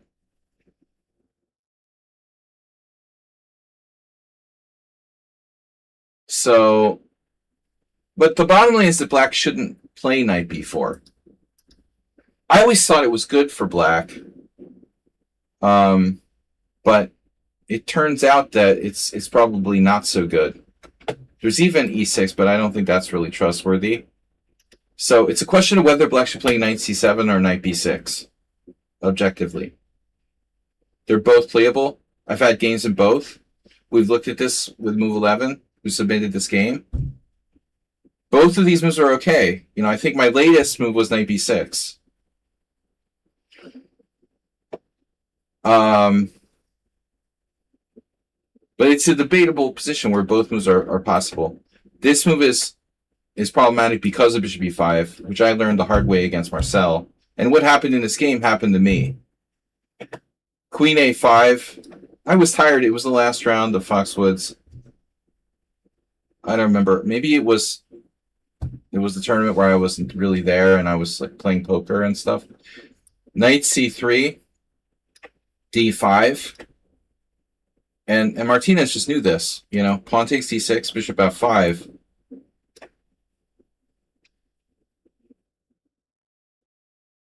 But he didn't play the same as Kovalev did here. Marcel played queen e5. If I'm not mistaken, he played queen e5, which is very strong. And he played it instantly. So this is all like preparation. He knew that I would probably play the accelerated dragon. He prepared the whole line, and I was baked. I didn't know the theory. I was trying to figure it out over the board. So queen e5 is probably best. This whole line shouldn't be played for black. Well, I know that now. You know, I've played both. I played this. I used to play this. And it's okay, but I had this game with this Hungarian kid in the Hungarian Team Championship like 12 years ago, maybe more. I got a perfect game, and then I like blundered and lost in one move or something. I don't remember. I ruined my position in one move. I had a really good opening after knight b6. Black is okay. Don't do this. You know, that's the lesson here. Bishop e5 is good for white. Queen a5, knight c3, and now black is in big trouble. But is there another wave that black can play besides d5? Bishop g7 is also bad. Bishop g7. But maybe it's less bad? I don't know. Even Margir Peterson got this position as recently as 1999. Wow, Gusenov lost with black here against Satovsky in 2007. 2007, are you kidding me? I thought I was an idiot to play this line in 2003. This is unbelievable. I mean, these people are playing this like bad line as late as 2006, 2007. Heinz Worthenson, some Swiss guy. Shocking to see Gusenov play it in 2007. It's already an established grandmaster. Peterson maybe like a retired grandmaster in 1999. I could see. But anyways. I felt bad about not knowing what I was doing in 2003. So d5, and now black has to be very careful. E takes d6, bishop f5. Queen e5 is, I don't know if my game's in the database or not. There it is, yeah. So I'm wrong. Wow, okay. I'm wrong, I'm sorry. So this was 2005. I forgot that I went back. I said 2003, but it wasn't 2003. It was 2005. And I had already been here in Hungary, living here for like a year, and I went back and played that tournament. But you guys got to see something here. If you look at the opening explorer, if you guys see the screen, on the right, sorry I was wrong about the year of my game. What I didn't know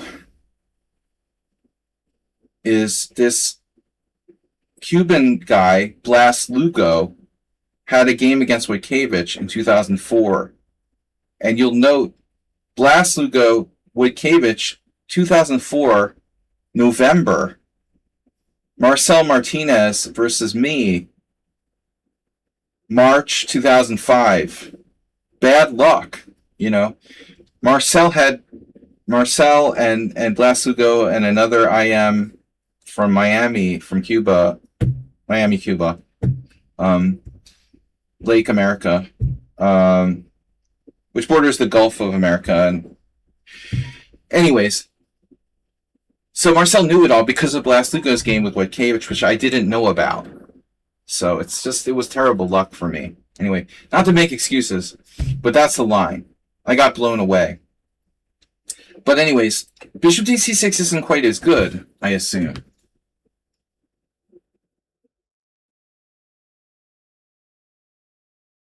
It looks like black can play knight takes c6. So Kovalev has another game here. In the exact same tournament, he lost in the same line where black played knight takes c6. This is nothing for white. This is a huge mistake. Apparently, like, there are other moves here. d7 check. That's interesting. Black played king d8. Oh my god, black is better after king d8. Crazy. They had analyzed this with engines, man. I mean, I was already in the engine. 2003, the computers were already very strong. You know, I'm like, oh, knight takes c2 check. Okay, whatever. King e2. Castle's queenside. This is my game.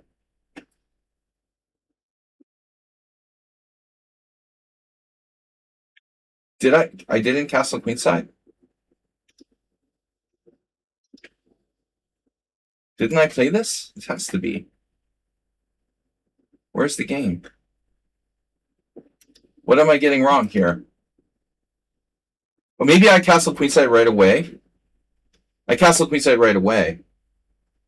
And that's the same as Wojtkiewicz did. Notice that Wojtkiewicz, the lucky bastard, he's actually not lucky because he's dead. But he was a friend of mine, sort of. And he's the only one who drew this position somehow, miraculously, against Blaslugo. But Wojo was still very strong by 2004. Okay. Anyways, so this is a bad move. Bishop takes c6. Black should play knight takes c6. Instead, he plays b takes c6. White plays d7 check. And now, I think I'm missing the point here.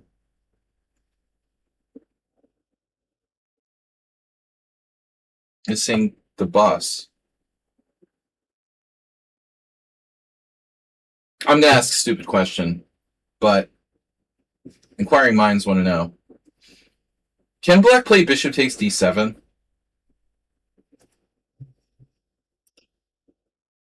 Yeah, I mean, in fact, you know, you got to admit, like,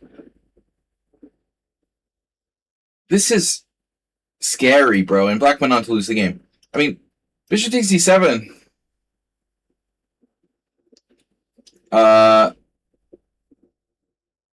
Is this so bad for black? Like, I don't really understand. So, I mean, this is scary. d7 check, king d8. Well, you're never going to be completely safe with your king on d8. Black must have assumed, you know, he's winning because he's going to win material with the fork on c2. But there's more to life than material. Queen c4, check, king e2. And then we realized there's something funny going on here because Kovalev wasn't the first to play this position. There's a Polish master, Radek Szluka, who already had this exact position back in 1999.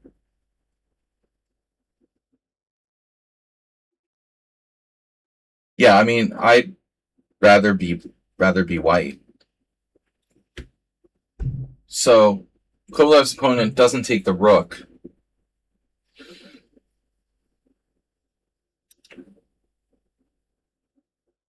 Taking the rook leads to loss of game, apparently, after knight d4. What happened in the game from 1999? So black has an improvement here now. Lots of improvements here. After everything was said and done, Anna Prienko's Prienko's move wasn't best, although it's the most natural. Bishop g7, even rook b8 and a simple knight before are possible too. So really tragic loss for black, as seems common in this line. Bishop g7, rook d1, rook b8, knight g5. That's a very strong looking move. Knight g5, Astrobate approved. Bishop f4, rook takes b2, and now he just walks away with king f1. And your king is in the middle. Hello. Hello. So we're going to see something elegant here. White sacrifices a piece. Bishop takes c3. Oh my god. I got to admit, this is pretty crazy, dude. Now I understand why Move 11 sent this game in. This is a mind-blowing position.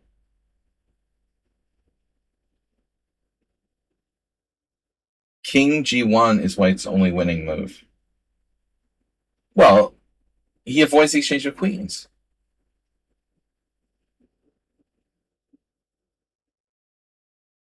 Simple. It's easy peasy. King g1 is one of the only moves that avoids the exchange of queens. You could play queen takes f7.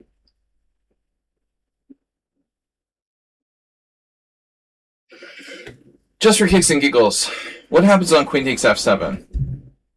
Check, knight takes a1. We're losing too much material. So a4 was possible. That's the other way to prevent the exchange of queens. So Kovalev just calmly plays king g1. And now his opponent plays rook b6. So it's weird. The engine says that like White's winning, and then it changes its mind. After king g1, it suddenly thinks black is okay. What? I thought it was changing its mind there. King g1. No, it still thinks White's winning. Okay. Rook b6. Rook b1. Queen d5, trying to trade queens. Dropping a piece, though. So what is black going to do with his king in the middle of the board and everything falling apart? He had to play rook takes rook first. Shockingly. That's crazy, right? Rook takes rook, rook takes rook, queen d5, allowing rook b8 check. And you're okay after that. Guess what? Rook's protected on h8.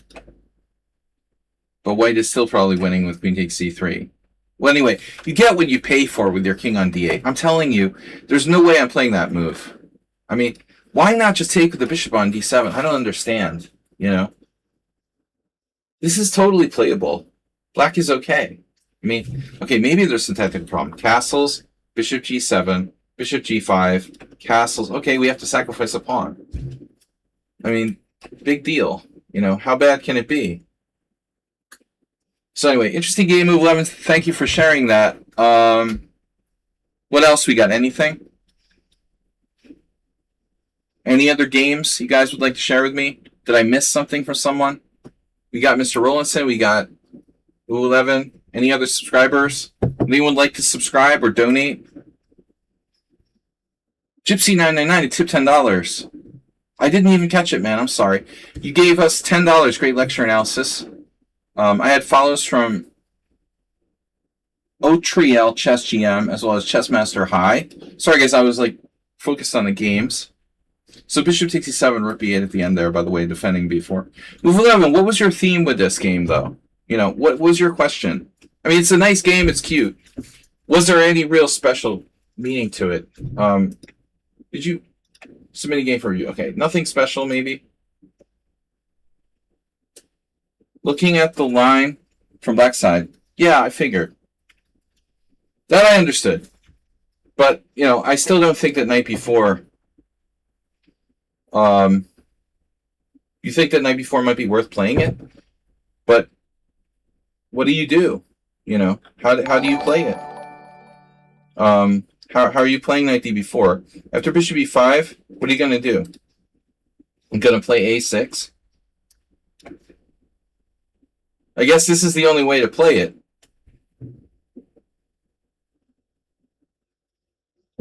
I don't think we should go this way. I mean, this queen a5 it can't be good. You can play bishop g7 like that other game we saw. White has a very good score after a3. White hasn't lost a single game. But I don't see any reason to play this. You know, I really think that black should play one of the other moves. The engine confidently thinks knight b6. When I might have been the first person to play knight b6. I'm not sure. Let us check the database. 2009. My game was like 2009, 2010. So it looks like Perlstein and I played it at approximately the same time, independently of one another. I can tell you for certain that I didn't play it because I had seen anyone else play it. It was a suggestion of the engine back in 2009 or whenever. I just can't place the name of the guy who I played it against. It's a Hungarian FM. I think he's an FM. He's not even an IM, but he was a good FM. Dangerous, but he drinks too much or something like that. So, interestingly enough, yeah, no, I mean, I knew knight c7 was recommended in most sources. See the older games here, 2001, 2006. Eingorn recently died. 2007, Gawain Jones. But I don't know when I first played it. It's unclear. It was in Peshterjabet, playing for my team. It couldn't have been earlier than 2008. It could have been 2009, 2010. But in any case, I didn't play this move because Perlstein or some other player had played it. I was one of the first. There's a game here, Shabala, Perlstein from 2009. Perlstein and I are like good and evil offspring. We're like the good and evil offspring of Djigiashvili.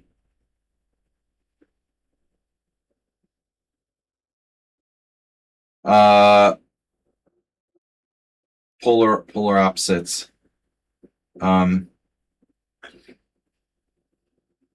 Anyway, he spawned two hyper-accelerated dragon players. So anyways, you're sending me another game? Here's another Sicilian where I put the bishop on g4. Alright, we'll do this one last game, then I'm going to go. Double analysis for Mr. Rowlandson. So, oh my god, I'm so hungry. Here, take, study. Alright guys, this will be our last game for today. While we're on the theme of Sicilian. Check your PayPal afterwards. Wow. Alright, well, we might have had an anonymous donation. Also, Chess Lizard has subscribed now. Chess Zebra. You got the tip jar, link, wrong. Well, that's always good. You gave it to my tip jar or something instead of to the slush fund. The slush fund. We have a 2026 slush fund. I am going to play one tournament before the end of the year, but I cannot announce it due to stalkers. Just kidding.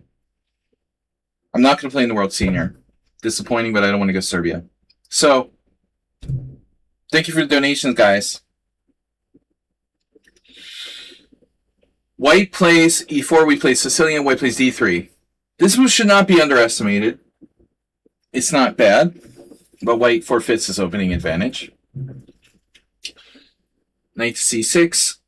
Okay, you don't have to play knight to c6, necessarily. I just want to mention the fact that a lot of people play knight c6 automatically. You know, there may be some scenarios where white does like c3 and d4 later. But this is certainly like the most common move. He's already played d3, so we're not super worried about like c3 and d4, but it's still a thing that can happen. White played knight c3, okay. And now g6. Probably the best move. It's also possible to play any number of things. Knight f6, e6, whatever you're comfortable with. g6, and now a very strange move by your opponent. There was this guy I knew who was a very strong master from Belarusia who patented this all the time. It's a lesser-known closed Sicilian line. I think even Nigel Short has played this. But he would just do bishop e3 right away, queen d2. That's a thing.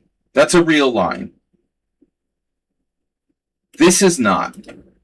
This is weird. What's he going to do? Queen c1? Okay, fine. Like a more passive version of the same thing. It's kind of dumb, but whatever. Okay. Bishop g7. Yeah, so here we could be Vasily Smyslov, play queen c1, rook b1, whatever, be a freak, play knight d1, okay, whatever. It's like a worse version of bishop e3 with the queen buried on c1. I suppose that makes some sense.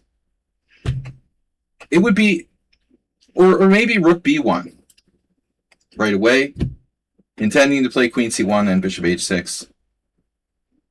It's not that ridiculous. Okay, bishop e2.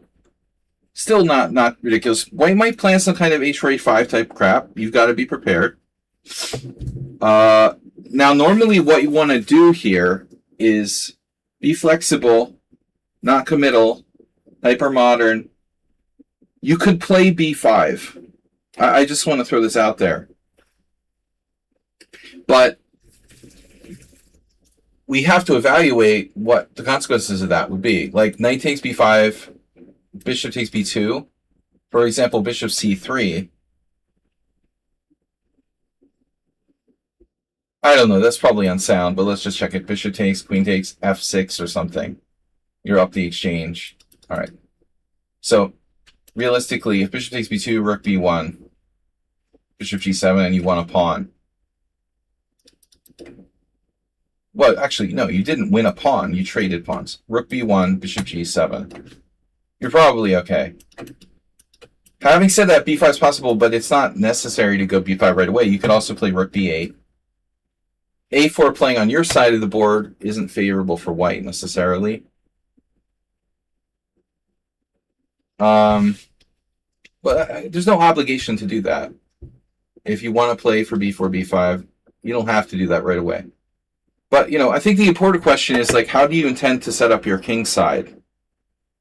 Do you intend to play e6 or e5 and knight e7, or do you intend to play your knight to f6? Well, the good news is he doesn't have, like, bishop h6. So if you play knight f6 as you did, if he plays queen c1 now, do you want to play into bishop h6? Because Yasser Seirawan would like to have a word with you.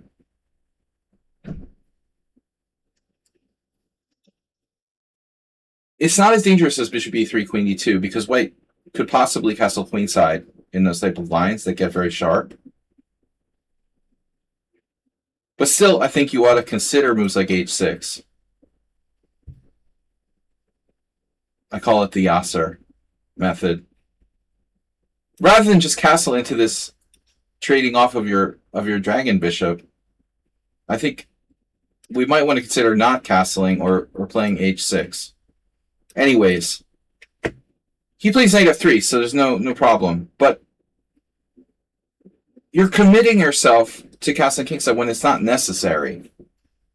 We've got to ask white, what is he doing? Is he going to castle kingside? Okay, fine. If he's going to castle kingside, we're going to castle kingside. Why commit, though? You don't have to castle. You can play just like d6. Moses and Martic, 2 IMs, 2 games with d6. And they have similar names. One has 6 letters, one has 5. But they both start with M. But knight f3, again, I don't see this being necessary. Now you're giving him a chance to play like some kind of caveman stuff with h4. Or queen c1. And I think that's a mistake. To commit is a mistake. You should be flexible. Always be as flexible as possible. Flexibility can only be beneficial. It can't be, not beneficial. Flexibility is always a good thing. The more flexible you are, the better. Why commit to castling? If you don't want to commit to castling, play d5. d5 is a good move. Maybe this is even best, actually. But you have to be comfortable with the structure. He's playing lame setup. What is white doing? Bishop d2, bishop e2. Chigorin would probably play d5 if you showed them this position 100 years ago. Doesn't mean it's easy to play. I'm just saying, even d5 is a serious move. Castles isn't a mistake, but it's unnecessarily inflexible. So he just castles. He doesn't call you on it. And then you play d5. You did play like Steinitz, excuse me. You did play like Chigorin, challenging him in the center. But this is a stylistic choice. It's more flexible. Well, not more flexible. Okay, maybe more flexible. Also more reserved to play like d6. Enrique. Or Enrique. 1890 loses to a 2602. Shocking, but not unheard of. The great Enrique Mecking. Like William Lombardi, he found the church. He's still alive, right? So, castles, d5. I like playing d6 because there's more tension, a little more tension. Here, good move though. Can't push. Pushing is bad. So it's either take or maintain the tension. He maintains the tension with queen c1, defending b2. I mean, the computer is probably going to go for d4 and say you have a huge advantage, but that doesn't mean that everybody should play that way. You have to be comfortable with the structure. It's entirely possible knight b5 is white's best move. It's entirely possible knight b1 is white's best move. Knight a4, probably not. Knight d1 is ugly. It might get out on f2. And I would have a hard time deciding what to play here with white. I don't know. It's a tough call. If knight b1, he might be able to play a4, knight a3, knight c4, something like that. So he plays knight d1. And now you played, in my opinion, a really weird move. Chess, there's a lot to look at here, strategically speaking. Black is better, you have more space, but what do you do, right? What do you do? I mean, you have the c4 break. It's a King's Indian now. c4 right away deserves consideration.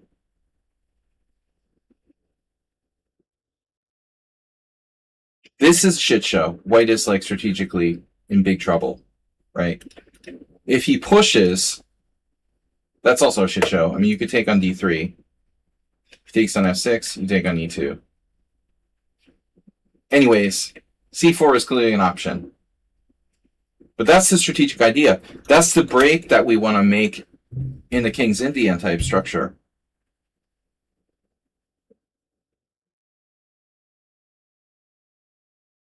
He has no special answer here. Black is just better. Plus 0.5. c4 is very strong. It's not forced. It's not forced, but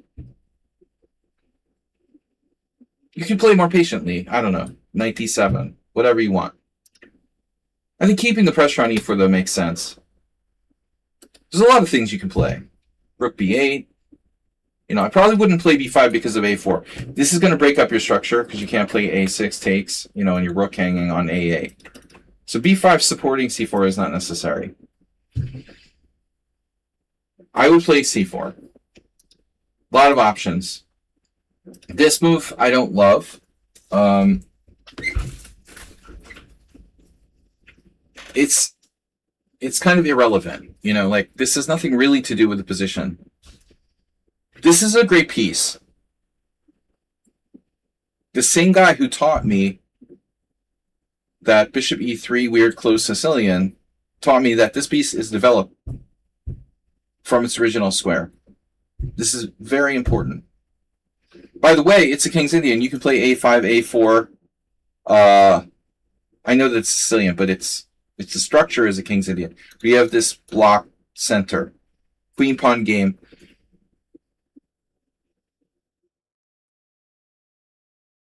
Your piece is developed. It has a good diagonal. It's a great piece.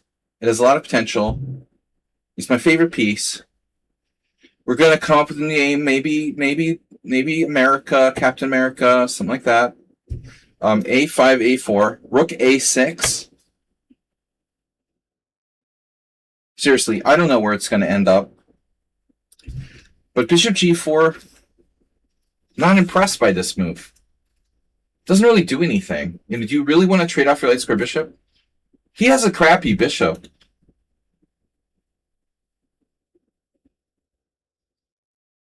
But I'm not sure that justifies trading bishop takes f3 or something. I don't also think that white should play h3. If I were white, I would probably consider king h1. Outside the box. King h1 with the idea of knight g1. Because Steinitz told me that it's good to retreat all your pieces to the back rank. But if you have a choice, right, between like what constructive moves to make, yeah, most people are going to play h3, but this is not really a constructive move for white. He weakens his king side, and you can do whatever you want to do. You can trade or you can go back. But what is he really gaining with h3? He's just making a move because it's a move. I think you should probably, in a vacuum, you should probably go back. This gets hit by knight to g5, and then f4, and then white has something going on. You should probably play, or at least consider playing bishop d7 at this point. Because it's semi-developed. It could come back. It could come back here. e5 is not a real threat. You have like rook c8 and a c-file stuff there. This is lazy move. Lazy move syndrome. Bishop takes f3. Bishop takes f3. So you gave up your bishop for a knight, and you're probably still not worse. But notwithstanding the fact that you've eased this guy's cramp a little bit.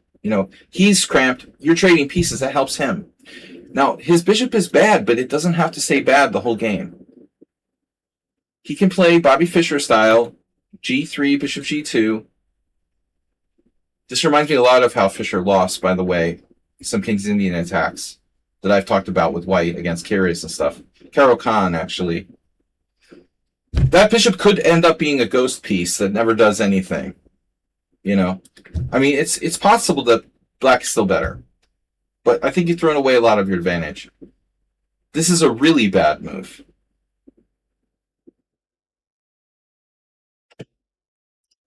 I don't know what you should do. I think you have a few options. I mean, obviously e5 is an option. Rook c8 is an option. c4 is an option, but it might... We're bordering on it being too late. Maybe it still works. Like, takes 95. Now you're talking, it looks like. So, you played 95. He plays bishop e2, obviously. And then f4's coming, and this guy's got some chances now. He's going to roll you up in a pawn storm on the king side. And his bishops are starting to play. So I think here could be your last chance to play c4.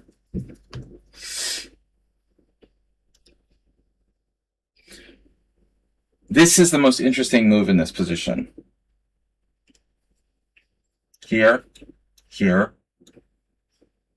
this. And the point is, when he plays f4, you have the in-between move, pawn takes pawn, which we looked at before. Still, white has a decent position, I think. But look, for example, takes, Rook c8, another tempo. His queen has to go to this awful square, right? Look at his pieces. And now you retreat back wherever. Of course, we look for tactics. I mean, there might be a tactic. You could have some crazy ass shit like knight takes e4, takes d3. It probably doesn't work. But again, it almost works. We need to look at everything that you've got. Like John Fedorovich told me, think a lot, think about all you got. That's the important thing. You calculate all possibilities tactically. And if nothing works, then you go back. I mean, even this crazy move has to be considered for a moment at least. So bishop e2. Now you played e6. I'm not certain what e6 has to do with the price of oil in Saudi Arabia. You want to like answer f5 with pawn takes f5? Okay.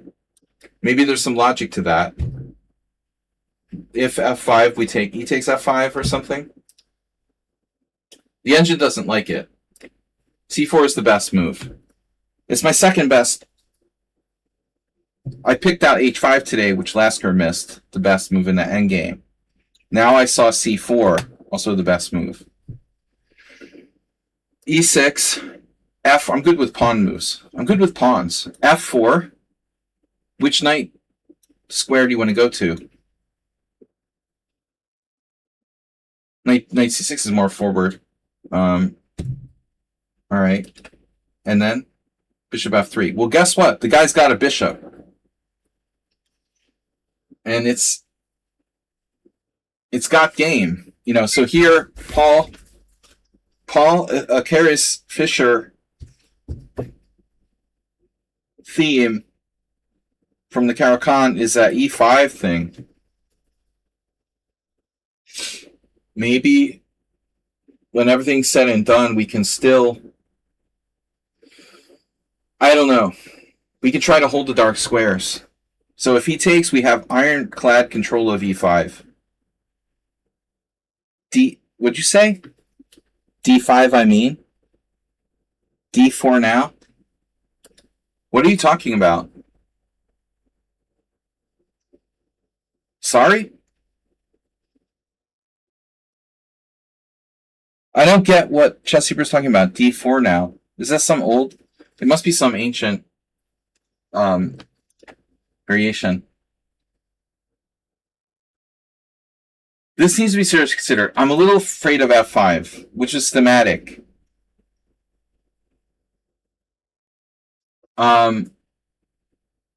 This is very thematic. We have pawn takes f5, pawn takes f5. This bishop is great. There are these themes still. This is insane. It's a King's Indian. It's brutal. This could be total chaos. After something like g4, pawn takes pawn, and coming to the c file, sacrifices with e4. I mean, tumbled down, pawn sacrifices all over the place. The other pawn coming there. I don't know. Anything could happen. It could get very, very sharp. But e5 is a solid choice. Now, I really don't like queen c7. It's a very routine move. And so I think my advice to you as a player is to try to go beyond the routine. Strive to go beyond the routine, particularly with pawn moves. Now this bishop is good, and it's not going to change. You're not going to be able to shut it down. Paul Keres beat Fischer in 2 Caro-Kanns, where the structure arose, where Fischer-Bobby has the bishop pair, but one of them is bad.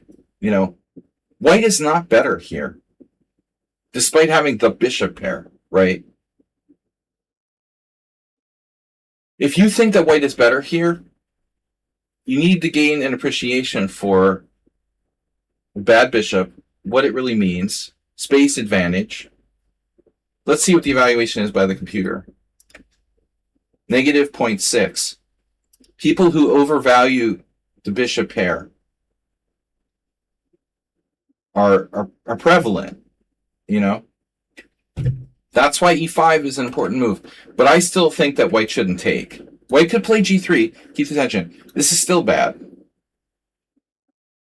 With f5, he has a pawn storm. And that's not a joke. And that's where things would get really sharp. Now white is better. So I said g takes f. And the computer laughs in my face. And I said c4. And now the engine laughs in my face. Holy shit. Bishop takes c6. What bad bishop? Check this out. This is computer number 1 line. There goes the c file pressure. Bishop takes c6. Pawn takes c6. Knight f2. Triple exclam. White is +2 in this position. +2.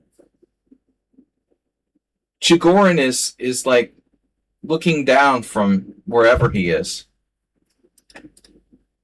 But there was a better try. This crazy sack e4. So anyways, f5 is dangerous. So my move e5, it may be too late, ultimately. The truth is that it is too late. Too little, too late. e5 is too late. e6 was too hesitant.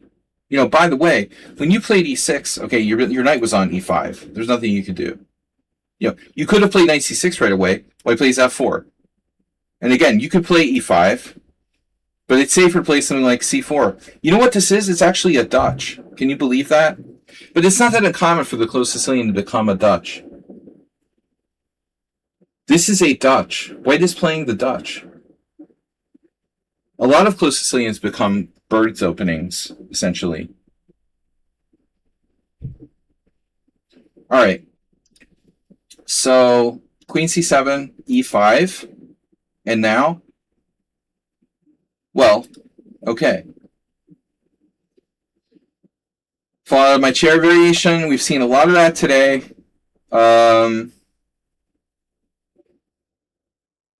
It's a great knight on d5, but the bishop on f3 is good now. It's not a bad bishop anymore. It's important to realize that. White doesn't have any... I mean, actually, the other bishop is blocked by this pawn in f4. If any bishop is bad, now the d2 bishop's bad, because he's got f4, e5 structure.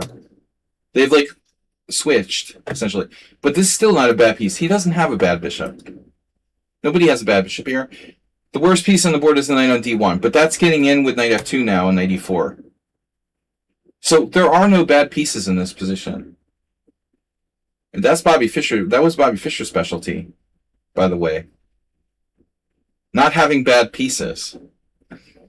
He got a bad piece against Kyrgios. He learned his lesson. Knight f2.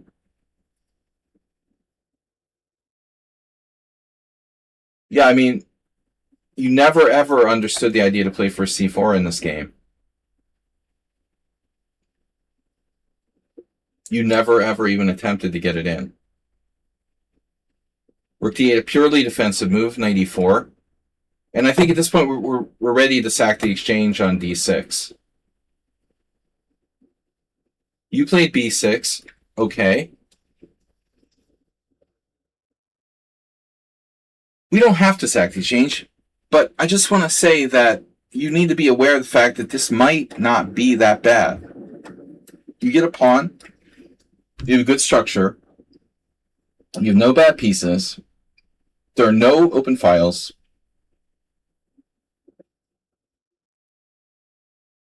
I think that black has almost enough compensation.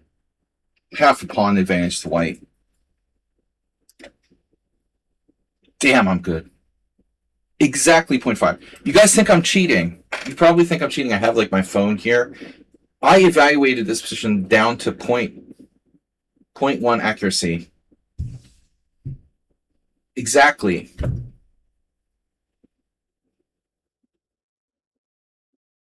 White is a little better, but you got to consider sacking the exchange.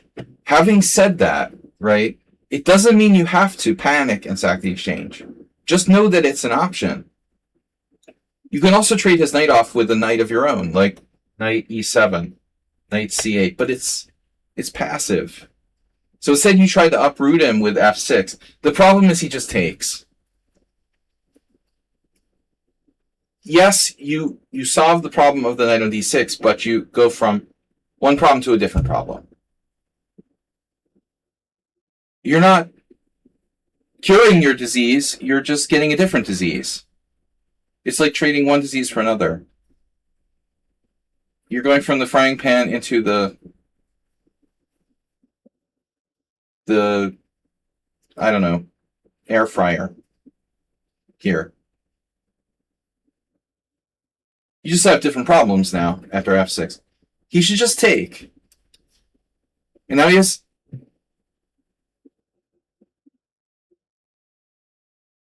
I mean, I could be wrong, but I think he has 94. It's not like you're lost. Again, considering sacking the exchange. But this particular position, now your structure is damaged.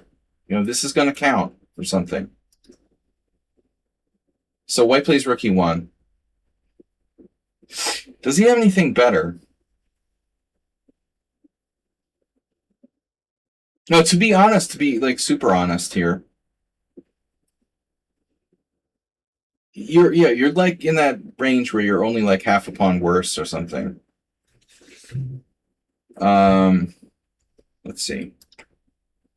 The engine wants to play g4, queen e1. These are very typical Dutch moves. I would think like even a3 would be in the mix to control the b4 square. Even c3. So knight d6 is like giving you this f6 counterplay. And he should have just taken, probably. Plays rook e1. You take. He takes. You take. But now his f3 bishop is under attack. So he's really, like, in trouble now. He lost the whole pawn. He has to take on d5, it looks like. Then his knight is almost trapped. So he basically just blew the whole game in one move. After rook e1, he's basically, like, lost. Wow. Yeah, he just lost the game in one move, effectively. But you do have enough counterplay now, after f6. So it took 2 mistakes for white to lose the game. Play knight d6 prematurely, and then rook e1. He's got no way to save himself now. Double threat. Knight c4, and it's over. Yeah, that's just a disaster. He has no king. All right, guys, I gotta go. It was fun today. I was in a good mood. Nice to see you all. I gotta go get dinner. I'll be back tomorrow with some blitz around 1 p.m. and talk to you then. Don't forget, Sunday Simul. Thanks for the donations. Sunday Classical Simul every week at 7 p.m. CEST. Thanks so much for subscribing. Move 11 gifted a tier 1 sub to King's Indian Defense. So next week, he can submit a game as well. Thank you, guys. Bye-bye. Hey, everybody. Don't forget, Sunday Simul, Friday Blitz. Ha ha ha ha. Bye-bye.